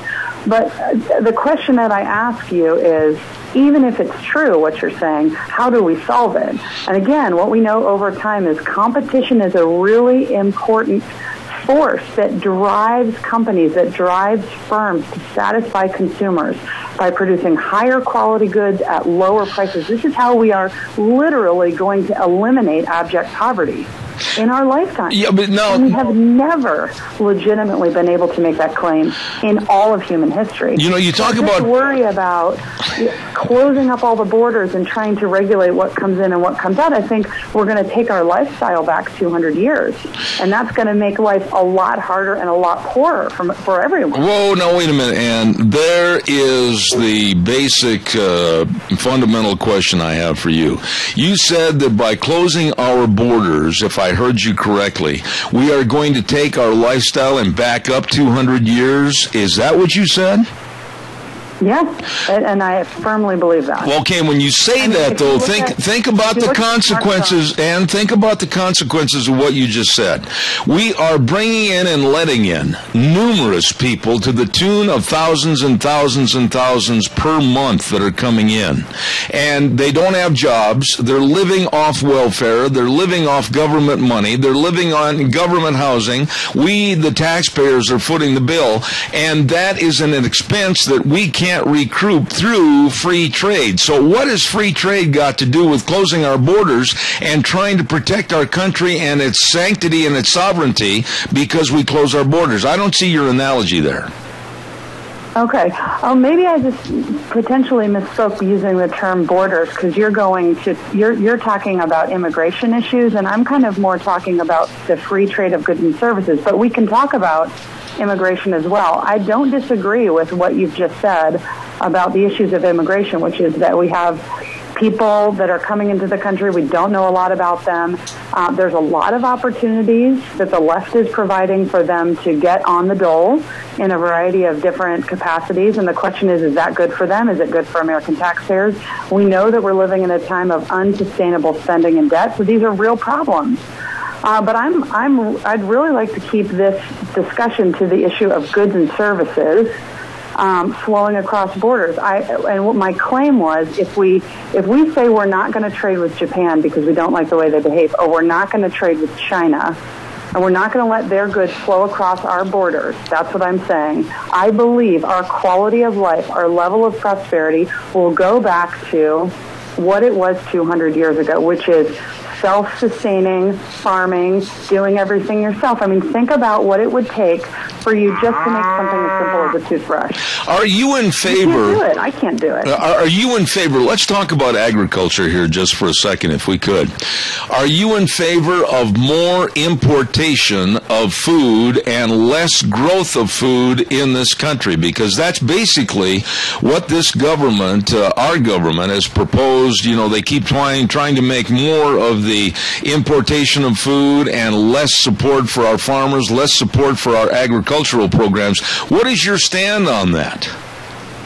Well, I would say that, I don't have a particular answer other than I think whoever can farm, and, that agriculture is a big term. So we're talking about all sorts of different things, from apples to beef to everything in between. So they're all very different. But what I would tell you is that as an economist, the way I view this, and as an economist who cares about humans who are suffering, who don't have enough to eat, I think where we should buy our apples and beef depends on who can produce them at the lowest cost. Without cronyism. All right. Now let me just state something, and caller, I'll be right with you. A country that cannot feed itself in its entirety is a country that will be ruled and regulated by other countries. And the reason I know this and say this is because it's what happened during the energy crunch. We were reliant on everybody else sending the boats over here loaded with the fuel, and we were basically following and going to fall to their whims and their wishes. And that's what happens with food. Right now, we import over 50% of our food, and that has a lot of people hanging because we are a country that should be feeding the world and feeding ourselves and not be reliant upon anyone else. My only response to that would be, I mean, it sounds like if we just close off all imports of food, we're going to make all food more expensive. And making food all food prices increase does not help prosperity. So 50 years ago, we spent about 50% of our disposable income on food. And now Americans spend less than 10% of our disposable income on food. How did that happen? Well, one thing, and I agree again with points of what you're saying, which is that if we get in a crunch, we don't want to have to be dependent on other people. But what we see over time in kind of economic growth is that we have lots of substitutes, lots of new techniques that help us get more for less. And that's what prosperity is about. Yeah, but you're forgetting one point there. We have to do everything ourselves. It's just not sustainable for prosperity. And the more people we trade with, I mean, trade and economic progress are correlated with peace. They're not correlated with more war, with more violence. They're actually, we've seen the levels of that decrease, not increase. But you're missing one other point on food, Ann. And I got to interrupt you. You're missing another point on food. There is no other nation in the world that is more regulated and more policed, if you will, on the quality and regulatory systems of how our food is produced. We don't know what we're getting from some other country. We don't know what chemicals they have used. We don't know what processing they have used in the packaging of that food. Our food is the safest, and that's why I also am very much opposed to seeing more importation of food and less for our American farmers to grow. I guess another question I would have there is to say, how do we make that better? I mean, again, my question as an economist is always, what is the alternative? How do we get to a world where we have better food and the quality is better and, you know, we're using chemicals that are good versus chemicals that are bad in terms of pesticides and GMOs and all these types of things? I think the way that you do that is through the transparency mechanism of competition among suppliers. And so, you know, the question is, who has the knowledge to understand what the best regulations are? Is it the FDA? Is it someone else? How do we know that our food is safer relative to something else? Well, that's a proven fact. Know that is a proven fact. That is a proven fact that our food has been raised and processed to be the safest food of anywhere in the world. But I've got a caller waiting patiently. Caller, go ahead, please. Good morning, Zeb. A question for your guest. You know, where we live is an agricultural-based community.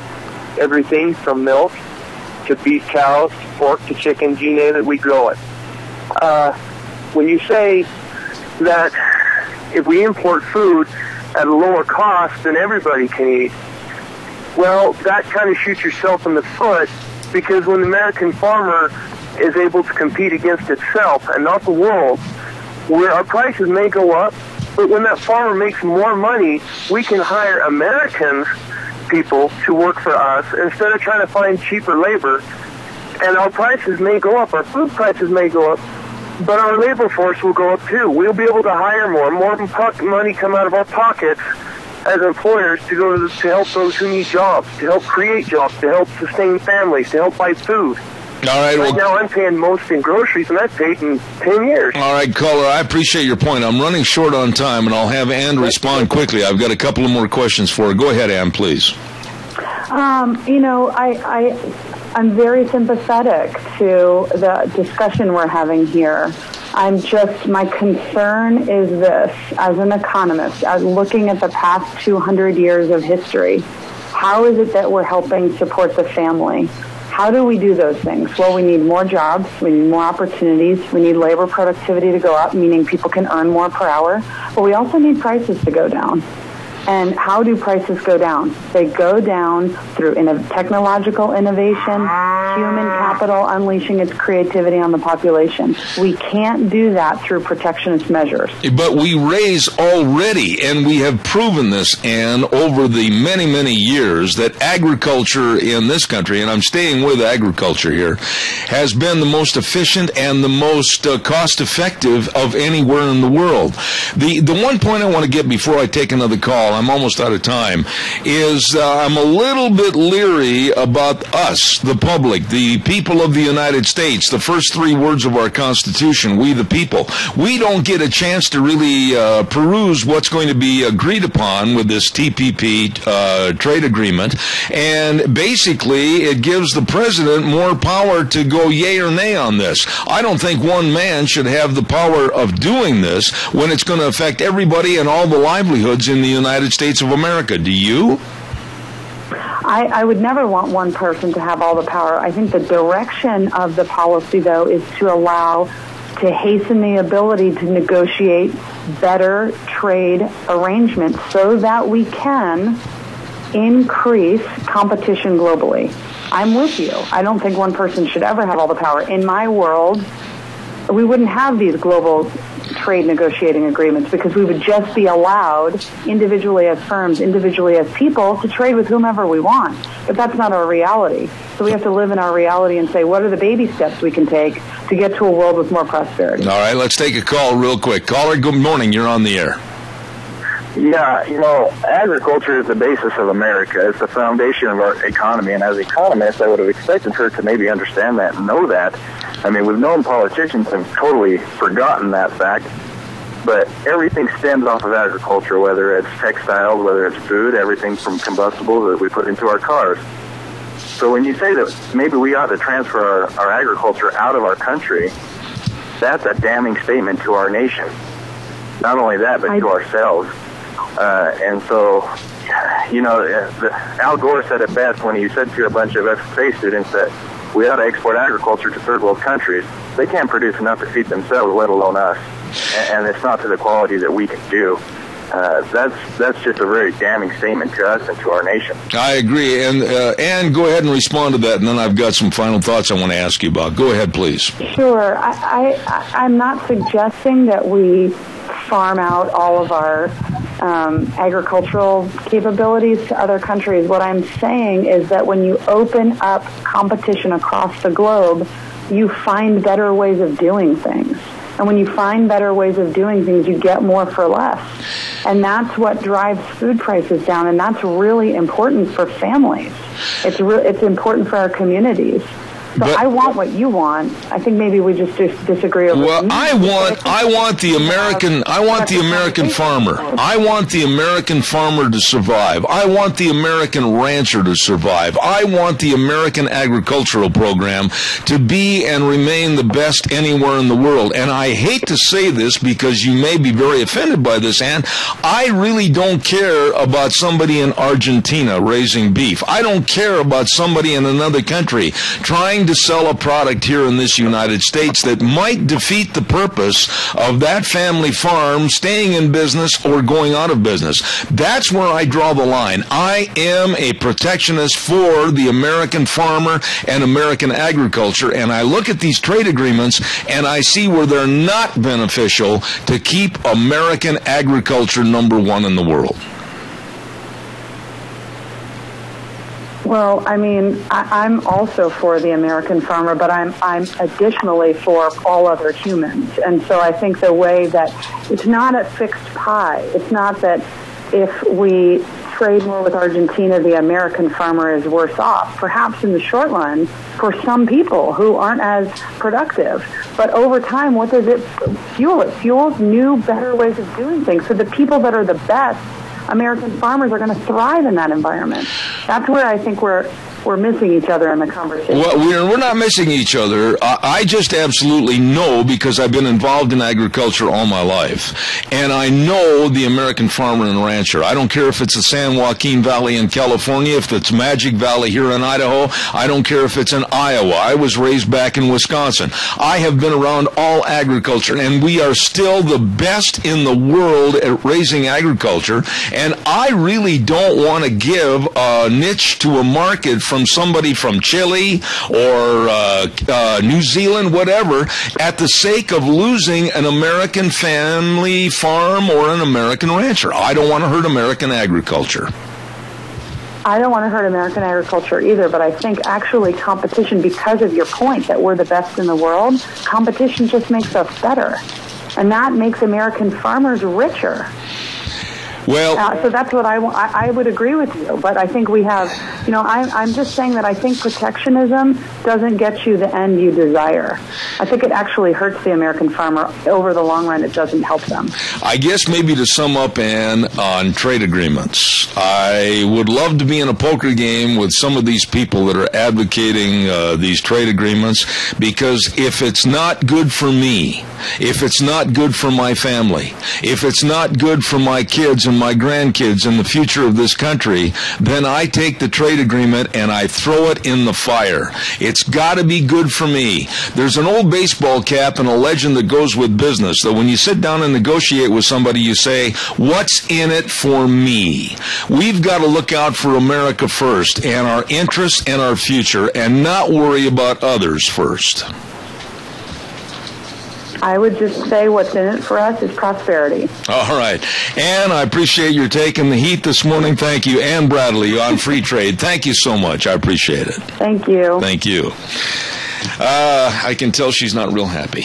But anyhow, we're going to have a good word. We're going to have the weather forecast right now. And the weather's brought to you by our friends at Mad River Laser with Nicole and Alex Pratt. Mad River Laser, 502 East Street in Rupert. They can do anything and will for your business. They've got all the promotional items. They've got everything. And they're making those wooden spoons for Mom for Mother's Day that are absolutely fantastic. They get a little saying on the spoon, bless this kitchen with love and laughter, and then the family name. Check them out. They're only $5, and they're at Mad River Laser, 502 East Street in Rupert. Here now, Michael Rogers weather. Hello everyone, Michael Rogers. It's real simple with your weather as you work your way toward the later portion of the week. And you can thank us folks in Las Vegas for sending you the moisture as it bangs up against a cold front that's coming our way. No need to thank us. That's what we're here for.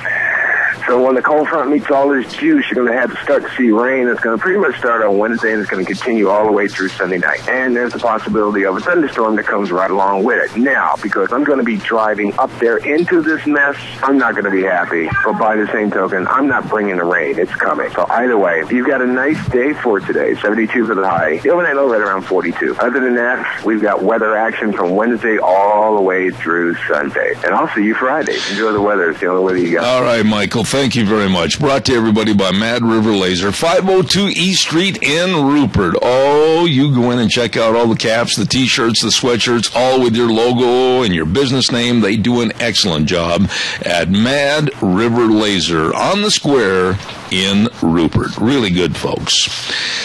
I want to go back just for a quick minute to Ann Bradley. I think as an economist, they look at numbers, they crunch numbers, and they only see a profit and a loss, a credit or a debit. They really do not understand the humanity factor. And I only care, and I mean this when I say this, I only care about America first. I only care about our farmers and ranchers. I only care about our people that are working hard to put out a product that absolutely is the best anywhere in the world. And for an economist to say, well, we'll get this and we'll get it cheaper and that helps everybody. No, it doesn't. No, it doesn't. It runs our American families off the farm and the ranch and makes us subservient not only to trade agreements, but also to the power-hungry bureaucrats that would love to see America fall. I want to thank our good friends over at Duck Uglies.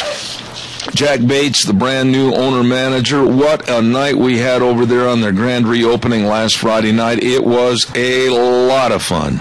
Don't forget now, Duck Uglies is also serving breakfast Monday through Friday, 6 a.m. to 11 a.m. They are expanding their menu. Great food. I mean that. Really nice people. And don't forget, every Saturday they're going to have smoked barbecue ribs. Oh, it is delicious. You're going to love it at Duck Uglies. Take the friends, take the neighbors, take the family. Everybody enjoy 163 West Highway 30 in Burley. Duck Uglies serving you. We're going to be back in just a couple of minutes. Don't go away. Oh, boy, here we go. We are flying low, looking for a runway. And this is hour number 3, Zeb at the Ranch. I'm Zeb Bell, and we would like to thank our major sponsor, your Magic Valley Les Schwab Tire Centers, all 7 locations serving you, along with some of our great advertisers, including Western Waste Services, always at your disposal. Get a hold of them today. Get on the route service. Get rid of your garbage. 734-6969. And our friends at Valley Wide Home and Ranch, 910 South Oneida in Rupert. Everything for the farm, the home, and the ranch. In just a few seconds, Dr. History is in the studio from China. I can't wait to talk to him today. Hold on. The Chadwick Sports Grill, 139 West Main in Burley. Don't forget, today they're having Greek chicken pitas. Ooh, that sounds really good, served with choice of sides and super salad. Choice of side and super salad. There we go. But don't forget, Greek chicken pitas. That ought to be delicious at the Chadwick Sports Grill, 139 West Main in Burley. You stop in. Great people, great menu, great atmosphere at the Chadwick Sports Grill in Burley. Really, really nice people. By the way, too, have you got a dog? You got a bunch of dogs, don't you? I don't have any dogs. You don't have a dog? You got a kitty cat? I have a porcelain dog that does very well. We don't have to feed it. Well, for heaven's sakes, you need to get a dog. You need to go to Four Paws Bed and Bath for their 10-year anniversary open house. It's going to be on May 15th and 16th, and it's going to be from 11 to 4 at 370 West, 200 South of Rupert. Number to call, 438-4444. Hey, they're serving free hot dogs and drinks. You better get over there. You're cheap. And gifts for everybody, too. Lots of giveaways, door prizes, pet treats, and everything. And you're invited to Four Paws Bed and Bath. These are really nice people. Really nice people. 10-year anniversary open house. Don't miss it. Well, ladies and gentlemen, it is time for the great one. The man that carries a great big book with him all the time, because he is Dr. History.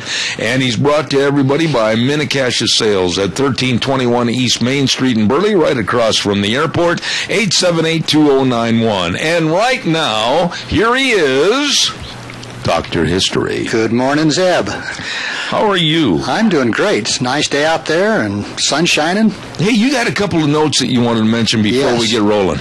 You and I both received a book from Bert Stevenson about Diamond-Filled Jack, written by a fellow by the name of Max Black. And I just received a thing in the mail that he will be speaking up in Albion Friday night at 7 o'clock. Really? So I'm going to be there because I want to meet him and listen to his stories.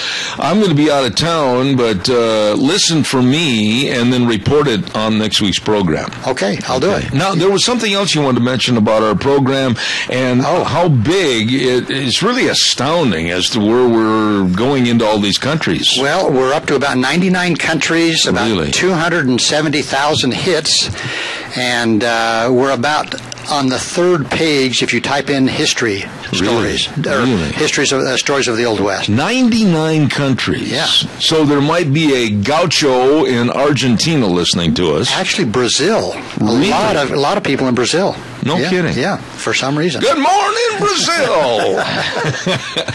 What do you got for us today? Well, we're going to go on a cattle drive. Oh, boy. Hit 'em up, move 'em out. There we go.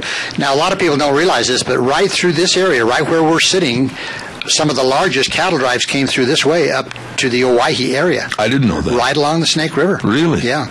But what I'm going to take my story from is a man by the name of Andy Adams, and he was on several trail drives that went from Texas to Montana. I see. Now, I'm just going to tell a little story about what happened on one particular time. They had come to a small river called the South Canadian, and sometimes it had a lot of water, sometimes not so much water. The problem is it had a quicksand bottom. Oh, that's not good. Not good. Not good. So when they got to the river, excuse me, what they did is they cut out about 200 head of the leaders of the cows, started for the crossing. And they were the guinea pigs. They were the guinea pigs. Yeah. So the cattle plunged into the muddy water, and before the cattle had advanced more than 50 feet, instinct warned them of the treacherous footing, and the leaders tried to turn back. Tried is a key word. Tried. Yeah. But by the time, he says, by the time we had the entire bunch in the water and urging them forward, they had stopped, but a moment began milling around when several heavy steers sank.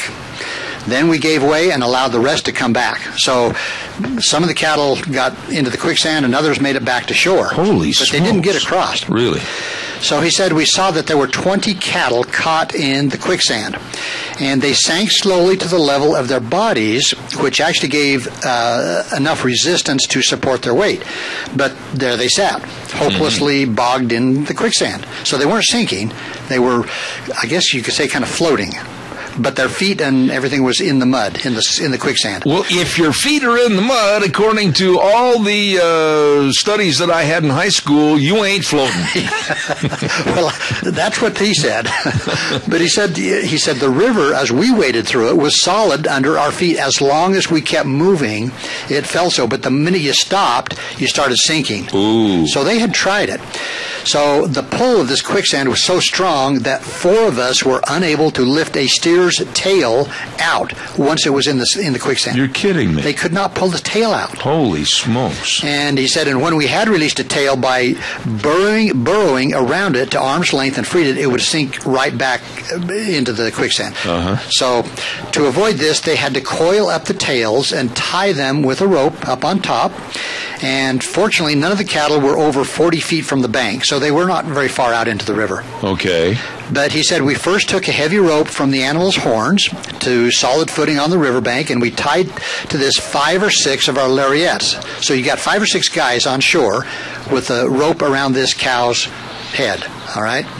Now, meanwhile, there were some other guys that went out to the steer. They would roll the steer over as far as possible, and they would begin burrowing with their hands down alongside the foot, and at the same time pulling the foot out and then tying it up so it was up beside the cow's body. That'd be like trying to lift the Queen Mary there for a while. So they would do this with the back, as they tipped it to one side, they would lift the front leg, get it up, get the back leg, get it up, and then what they would do is they would turn the cow, tip it the other direction, and do the same thing with those 2 feet. Really? So here you got a cow that's basically got his feet tied up close to his body, and his tail also tied up. Yeah. Okay. Now, so when they got him secured, we turned the animal, like I say, over on its side, got all legs freed, and then he said we hurried out of the water and into our saddles and wrapped the loose end of our ropes to the saddle horn. When the word was given, we took a good swing and start, and unless something gave way, there was one less steer in the bog. Wait a minute, unless something gave way? That does not bode well for the steer that's stuck in the mud. I'm going to get to that towards the end of the story. It's a bit of a gruesome part. I figured it was. Look out, Wendy's, here we come. So he says, after we had landed the animal high and dry on the bank, it took a minute to free the rope and untie the hobbles, and then it was advisable to get into the saddle as quickly as possible and give this steer a wide berth, because he usually was not happy when he got up. They were a bit disgruntled. They were more than disgruntled. They were downright ornery. Teed off. Yes. Well, he said it was dark before we got the last of the bog cattle out and went back to camp, and well, the next morning they had breakfast and they started looking along the river to find another place to cross. Well, they finally found a place that seemed pretty secure for the horses, and so when they got close to where they thought they were safe, they again, we held up the herd, he said, and they brought up the horse Remuda. Yeah, yep. Which was the horses that they used on the cattle wagon. Right. And what they did is they actually crossed and recrossed them, and not a single horse bogged down. I've got to take a break, but I want to ask you something. What is the consistency, or what is quicksand? I mean, basically, what is it? That's a good question. I've never run across it. I've never experienced it. You see it in the Western movies, like there was a show on Bonanza one time where a guy's running away from Little Joe, and he fell in the quicksand, and Little Joe had to pull him out. I mean, he started sinking. But what is the consistency or the makeup of quicksand? I don't really understand. I don't either. I really don't. Anybody out there that took a college course in quicksand, give us a call. Okay, go ahead. Oh, I got to do the commercial. Minnecash Sales at 1321 East Main Street in Burley with Zach and the whole crew. Holy smokes, Dr. History, they can help with all your spring remodeling needs. You got back from China, your wife said you got to get to work, you got to put new shingles on the roof, you got to put up new doors, you got to upgrade the windows, you got to do a whole bunch of stuff, and not only that, you got to put in some new carpet too. Well, they've got it all for you, along with the Tartar Farm and Ranch equipment too. You know, the feed bins and all the waterers and everything. I bit my tongue. They've got it all for you at Minnecash Sales, 1321 East Main in Burley. Call Zach, 878-2091. That number, 878-2091. The best at Minnecash Sales in Burley. And now back to Dr. Quicksand. All right, so here we go. The next day, they're trying a different place on the river. So they were encouraged. They cut off about 100 head of the heavy lead cattle and started for the river. He said we had a good push on them, and we struck the water, and there were 10 riders around them. And when they pulled out on the opposite bank, there was left about 12 of the heaviest steers still in quicksand. So the horses had gone back and forth with no problem, but some of the cows got stuck. Now, why? I don't know. Okay. But anyway, they didn't have enough men to hold a herd on one side of the river and on the other side of the river. So they just herded the ones that went across back across. So now he says we rounded them up into a compact body and started for the river to recross back over. And he said the nearer we came to the river, the faster we went till we struck the water. And near the middle of the river, a guy by the name of Rod Wheat was chasing a big old steer, and it sank into the quicksand. Rod's horse stumbled across the animal, and he was thrown in the river. Well, he floundered and attempted to get up, and the horse did, and his hind feet sank into the quicksand. So now we got a horse stuck, too. We got a mess. We got a mess. So anyway, so now there a horse and a steer lay side by side, like two in a bed, stuck in the quicksand. Yep, sounds like Obamacare. Okay. So Rod, he loosened the cinch on the saddle and got the saddle off and the bridle, and he came ashore carrying his saddle and his bridle and his blanket.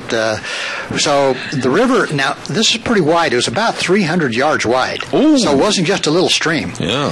So, well, a survey showed we had left a total of 15 cattle and the horse in the quicksand. That's not good. Not good. No.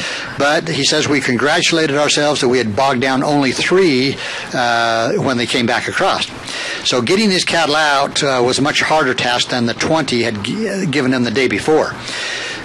For many of these were bogged down probably 100 yards from the bank, so they were way out there. I mean, that's a football field. Oh, yeah. So they had a limited amount of rope at hand and said we could only use one rope for drawing the cattle out to solid footing.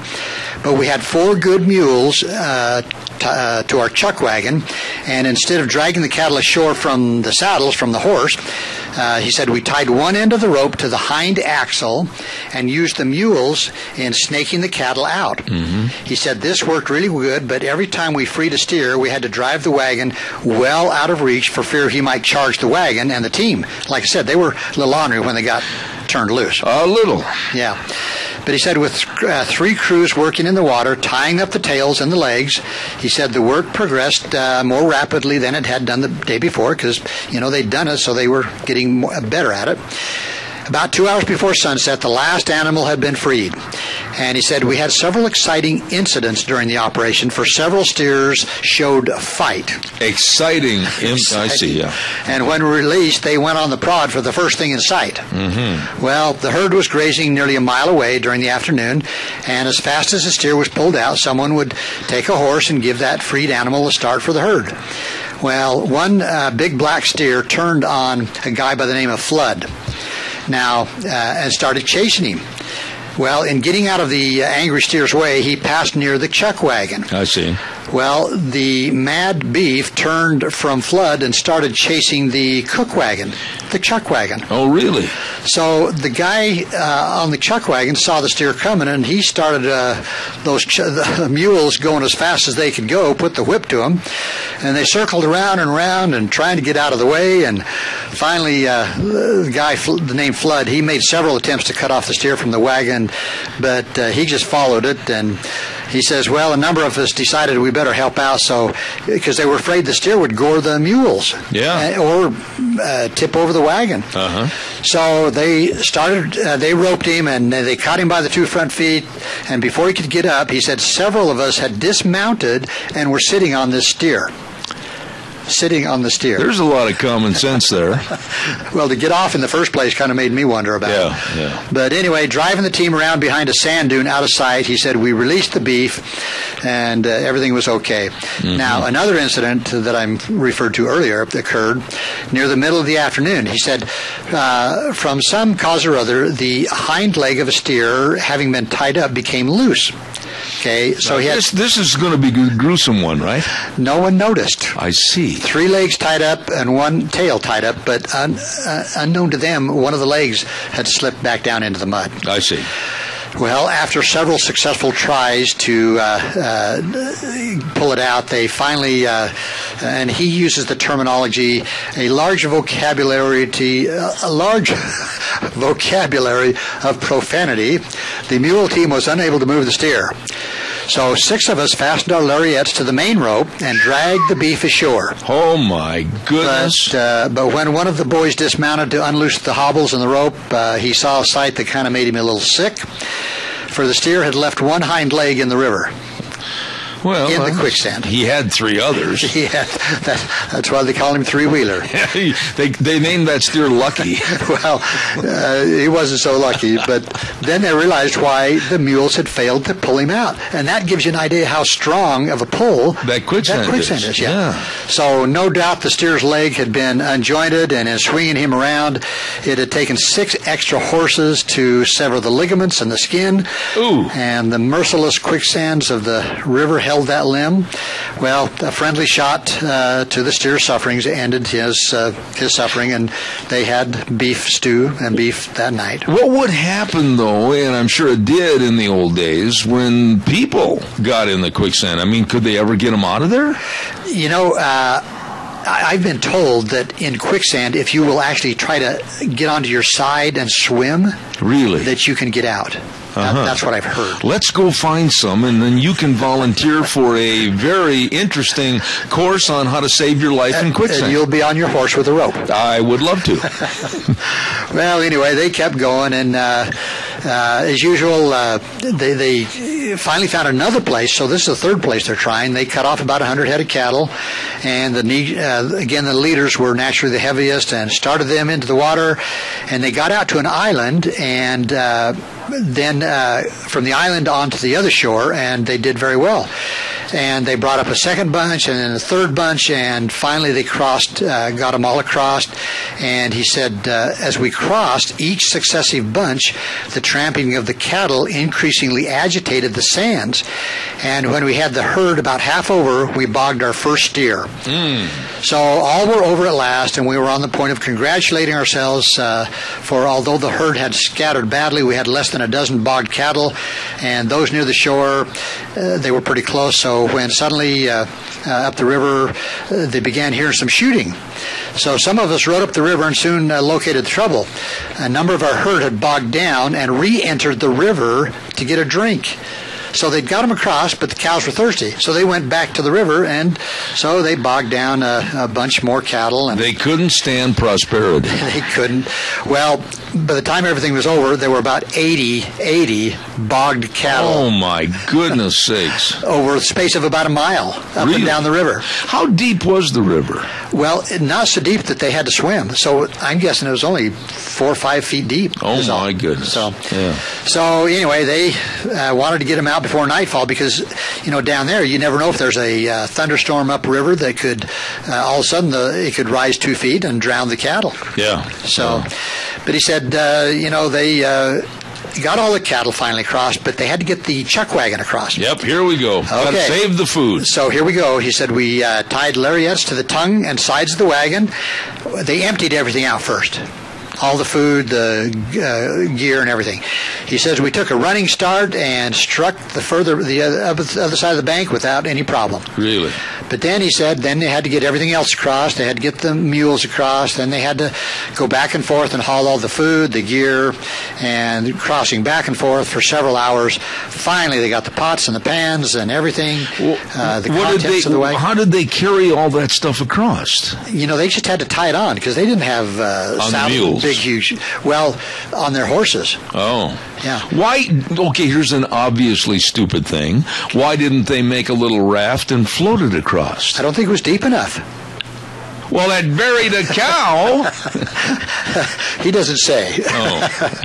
Well, anyway, they finally got all the horses across, the mule, the wagon train, and they finally got everybody across. There was one particular mule that decided he didn't want to go across. Okay. And instead, he said, in spite of all the profanity addressed personally at this mule, which gave great credit to its sire, he said, they finally blindfolded it, backed it up to the river, and they just threw him, hog-tied him, and just pulled him across on his belly. I see. So that's the story of Adam. No, what was his name? Andy Adams. Yeah. And some of his experiences. You and I would have been really good working for that company because now look, if they had water, let's say they only had 2 feet of water. Yeah. Wouldn't they be better off to get some saplings, tie them together, make a little raft, and put that stuff on there, dally up behind the horse, and swim across the river? That would make sense. But let me just tell you this real quick. The next day, they were heading down, and there was another cattle bunch coming behind them. They crossed the same place with no problem. Really? So the quicksand would change from day to day. Ooh. Yeah. So now your studies for this next week are to come here next Tuesday with a complete synopsis and educational survey and study on quicksand. I'll do it. Okay. I got to run. I know. Hey, listen, that was a good story. I appreciate that. And Minnecasia Sales with Zach and the crew, I'll tell you what, they are really nice people. All your carpeting needs, all your windows for exact energy efficient for your home. You need to stop in and talk to these good folks at Minnecasia Sales. They've got all the shingles for your roof. They've got everything for your remodeling for spring. Oh, and they've got the nicest people to work with, too. Minnecasia Sales, 1321 East Main Street in Burley, right across from the airport. You can't miss it. Or give them a call at 878-2091. Minnecasia Sales. Dr. History, you did a great job. Thanks, Eb. You have a good day today. I will. Hey, stick around just for a minute. I need to talk to you about something before you leave. I also want to remind everybody that on Thursdays we have a segment called Cassia County School Days, and we'd like to thank both of those sponsors for Cassia County School Days. A Child's World at 1308 Overland, and if you're expecting a brand new baby, I'll tell you what, they've got everything for the babies. They're having their Everything for Babies and Toddlers sale, and they've got a baby registry, so come on in and set up at the table, and if you're planning on a baby shower, come in and get discount enclosure cards. All of this and more at A Child's World, 1308 Overland in Burley, and Ambulatory Surgery Center at 1344 Highland in Burley. Locally owned by Dr. Joe Peterson, orthopedic surgeon, and surgeries like colonoscopies and sinus surgery and tonsillectomies. Please get a hold of them today. They can save you money. 677-8888. Ambulatory Surgery Center and A Child's World, bringing you school days in Cassia County. Got to run. We're going to go back to the station for about 3 minutes. We'll be right back. And now back to Zeb at the Ranch on AM 1230 KVAR. To reach Zeb, call 436-2244 or toll free 1-866-927-4587. And now, here is Zeb Bell. I really look forward to Tuesdays and having Dr. History on our program. That was really good, and I appreciate Dr. Ken Turner, a really, really nice guy.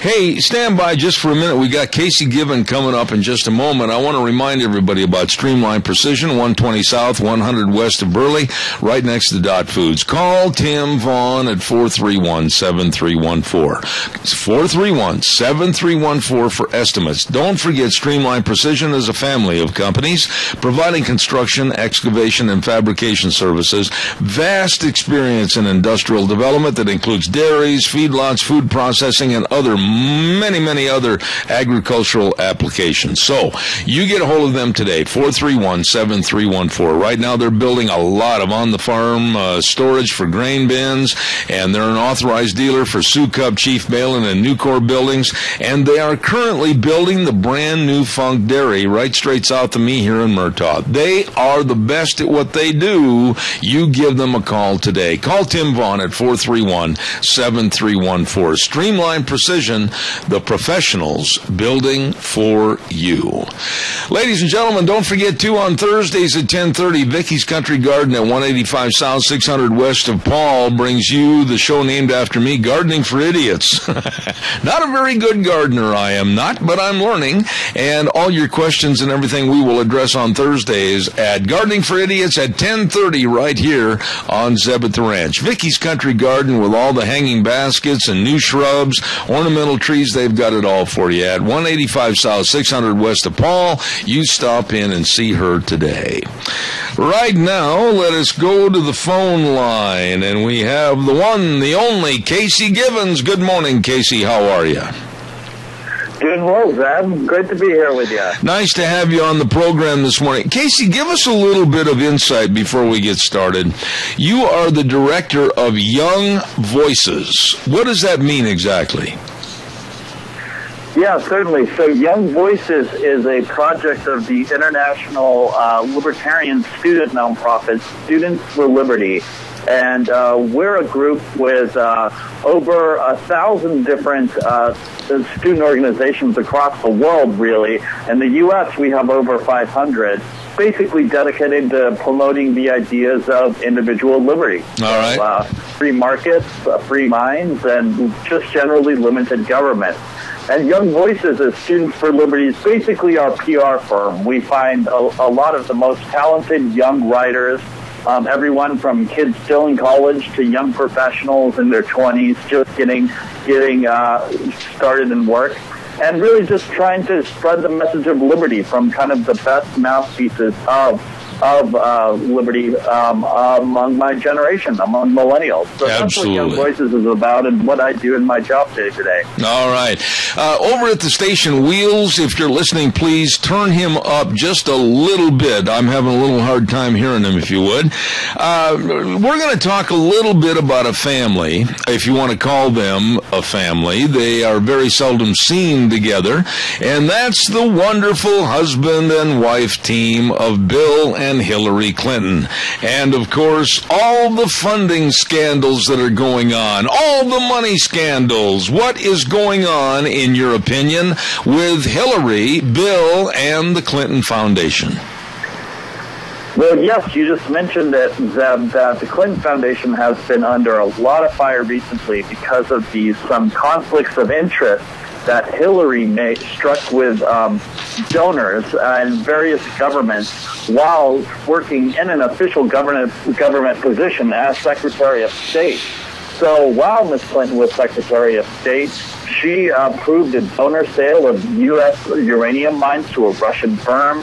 She conducted a treaty deal with Colombia that directly benefited some of the Clinton Foundation donors. And she lobbied foreign governments on behalf of donors such as General Electric and Boeing to the Clinton Foundation. So there's a lot of kind of shady stuff that's been happening in the Clinton Foundation. And this really could be the scandal that could ruin Hillary. Let me ask you this, Casey. You're a sharp young guy, and you're the next generation that's going to have to take over and probably try to clean up the messes that are being left by the Clintons and others. But what about this? She was Secretary of State, and we can't find her emails. There are literally, there's been estimates of maybe over 100,000 to 200,000 emails that we don't know what they were about. We don't know what she did while she was Secretary of State. There was a little bit of patting the nest, if you will, of foreign countries donating to the Clinton Foundation. We don't know why. We don't know what kind of gratuities that were extended to the other countries because of her being Secretary of State. How in the world can America look at her for being a possible presidential candidate when she's nothing more than a fraud, a liar, and a crook? You know, it's beyond me, Zeb, and I think you really hit upon a point that really kind of is the scary part of this situation. I mean, I kind of gave a few specifics about foreign governments, but that could just be the tip of the iceberg because of the email scandal. We don't know exactly what she was spending under her personal account. Just there could be so many other shady, backhanded deals that this woman has done under a U.S. official, as an official U.S. government official. So there is just, this could be the tip of the iceberg. There is so much more that we might be learning about Hillary Clinton in the coming months and years leading up to the election that could, you know, just really, one, just be scary about the prospects of America's foreign policy, but two, hopefully will wake up the American electorate about just the shadiness and the backhanded deals that the Clintons have been handling out for decades. Casey, I understand, correct me if I'm wrong, but I understand that when some people have done some research on the Clinton Foundation, they found out that almost less than 10 cents of every dollar really went to help other people in other situations. That means 90%, 90 cents of every dollar was used for perhaps bureaucracy or people that worked for the foundation, or quite frankly, lining the pockets of Bill and Hillary. This doesn't sound like a really good foundation to me. Yeah, you know, and it's just sickening how the IRS, well, they got into a big scandal for investigating conservative nonprofits for doing their taxes correctly, but will turn a blind eye to a shady foundation like the Clinton Foundation that is openly negotiating with foreign governments.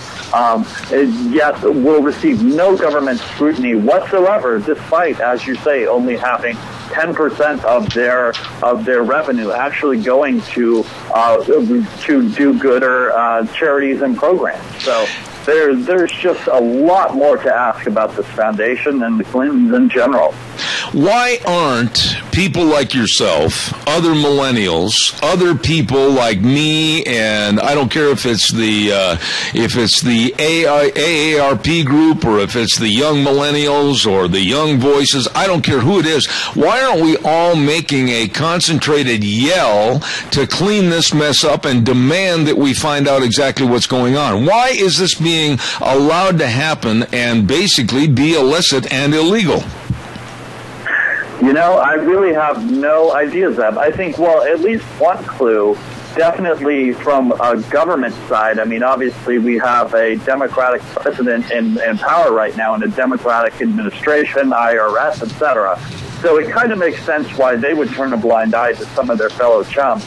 But you're right in that the American people definitely need to speak up against this corruption and definitely against Hillary in the 2016 election.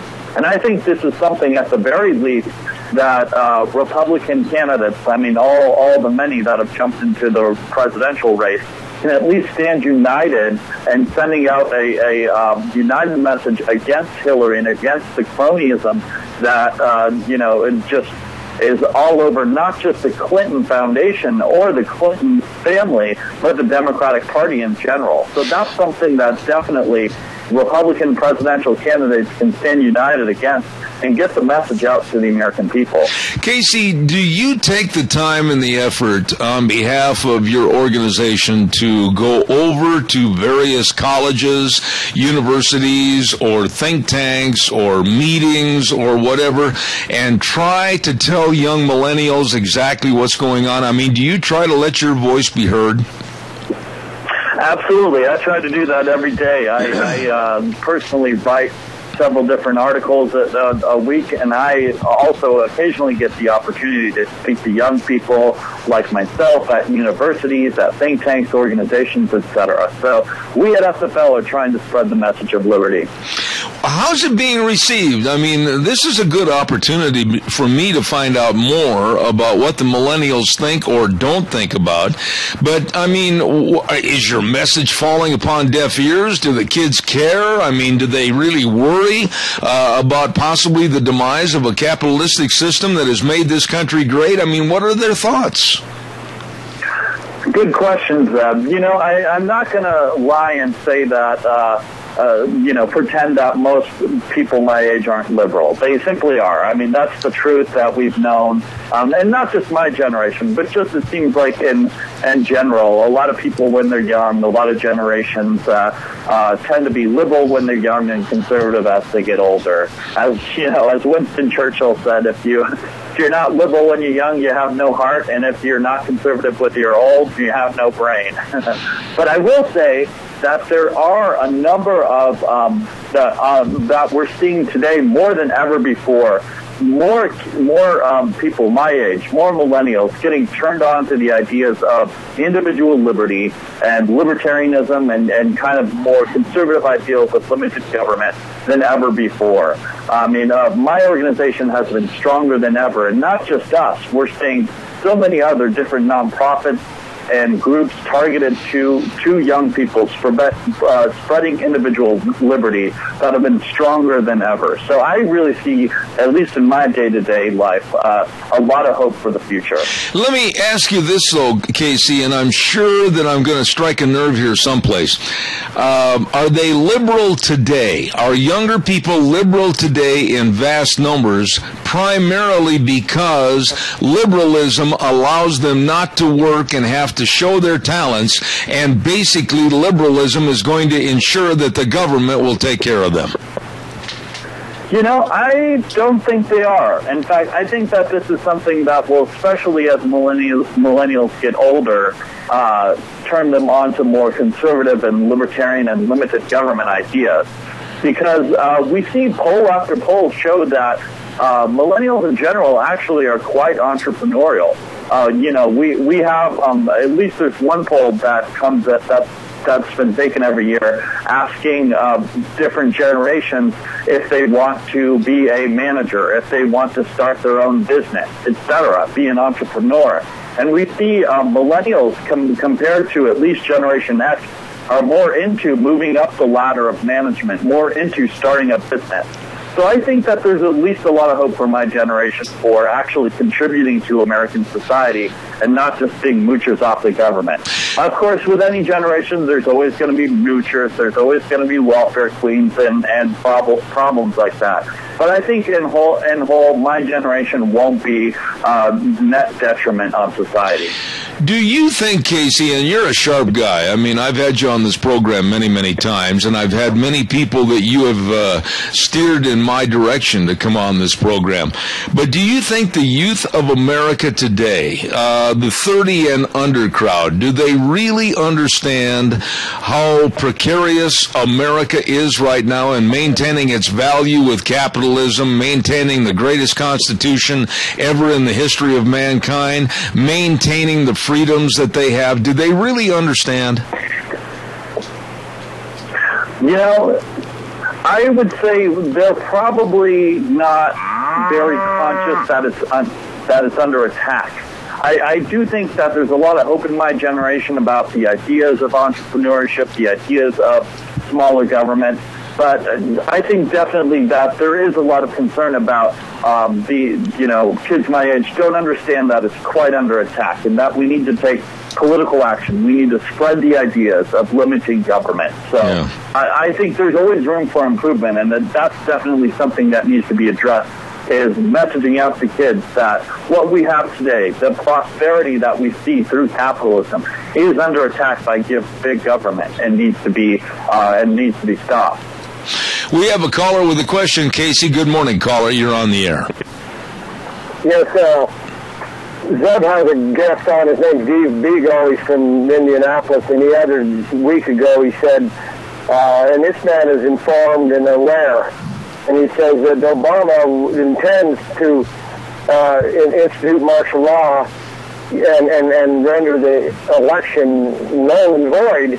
Now, the children, these millennials, do they sense that this could happen or not? I realize you're talking about this, but how precarious this very thing could be, and I'll hang up. That's a good question. Do you think, Casey, that the younger generation right now that is almost ready to take over for us, do they really understand how, I would say, villainous the certain aspects of government can be, whether it might be a national police force or whether it's coming in with martial law? Talk to me about that a little bit. I agree with the caller. Do they understand?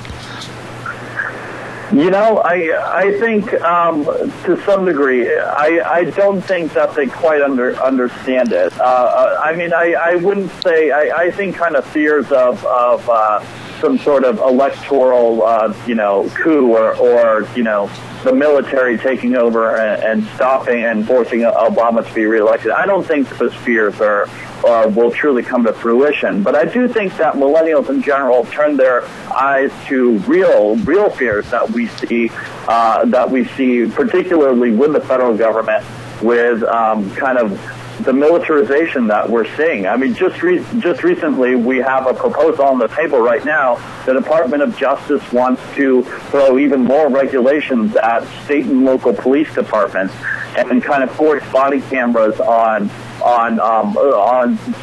local police.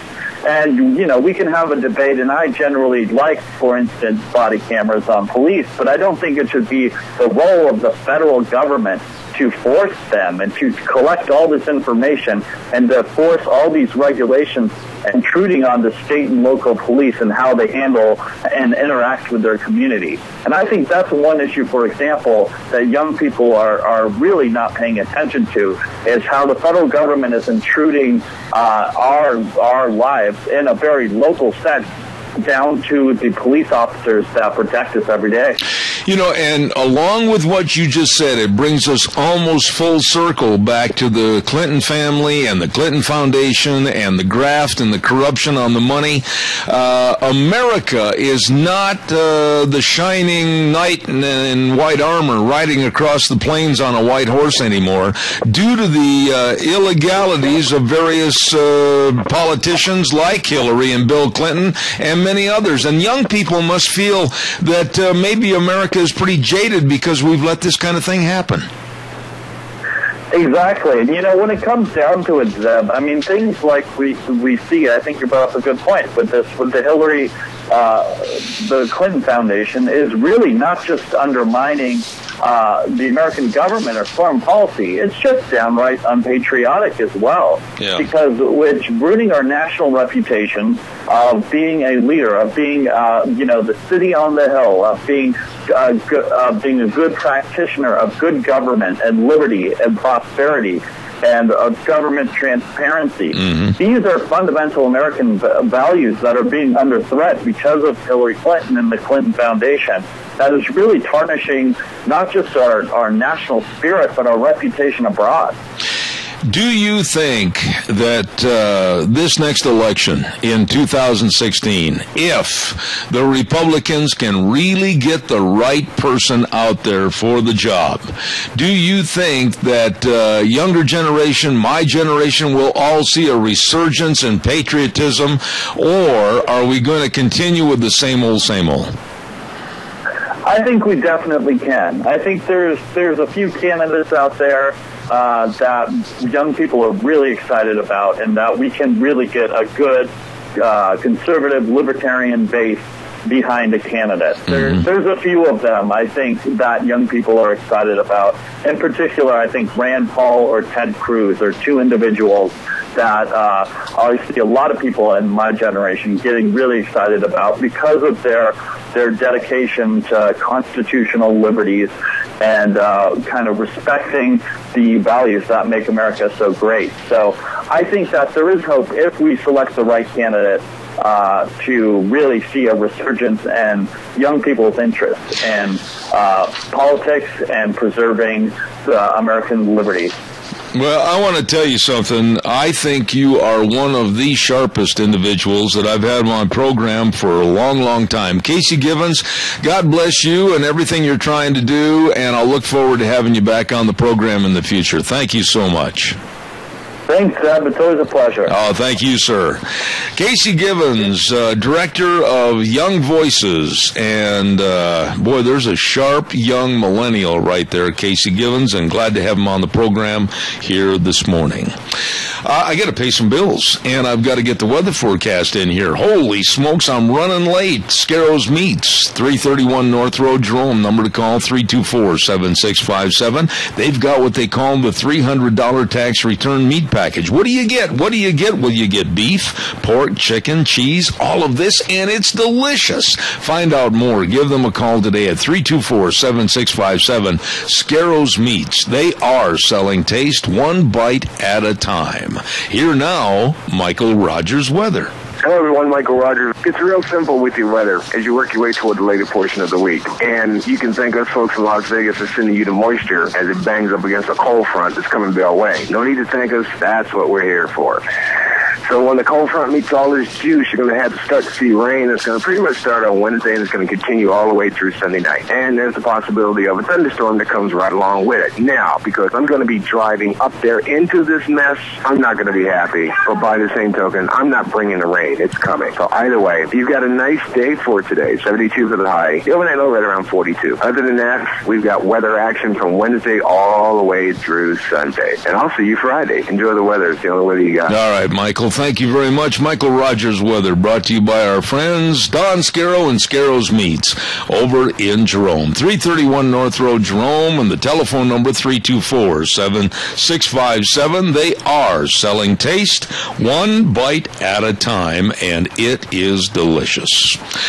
Oh, my. Tomorrow on the program, what have we got cooking? Dave Bego from Indianapolis, Indiana is going to be on the program. We're going to have Nick from Burley Physical Therapy and Rehabilitation, Nick Greenwell.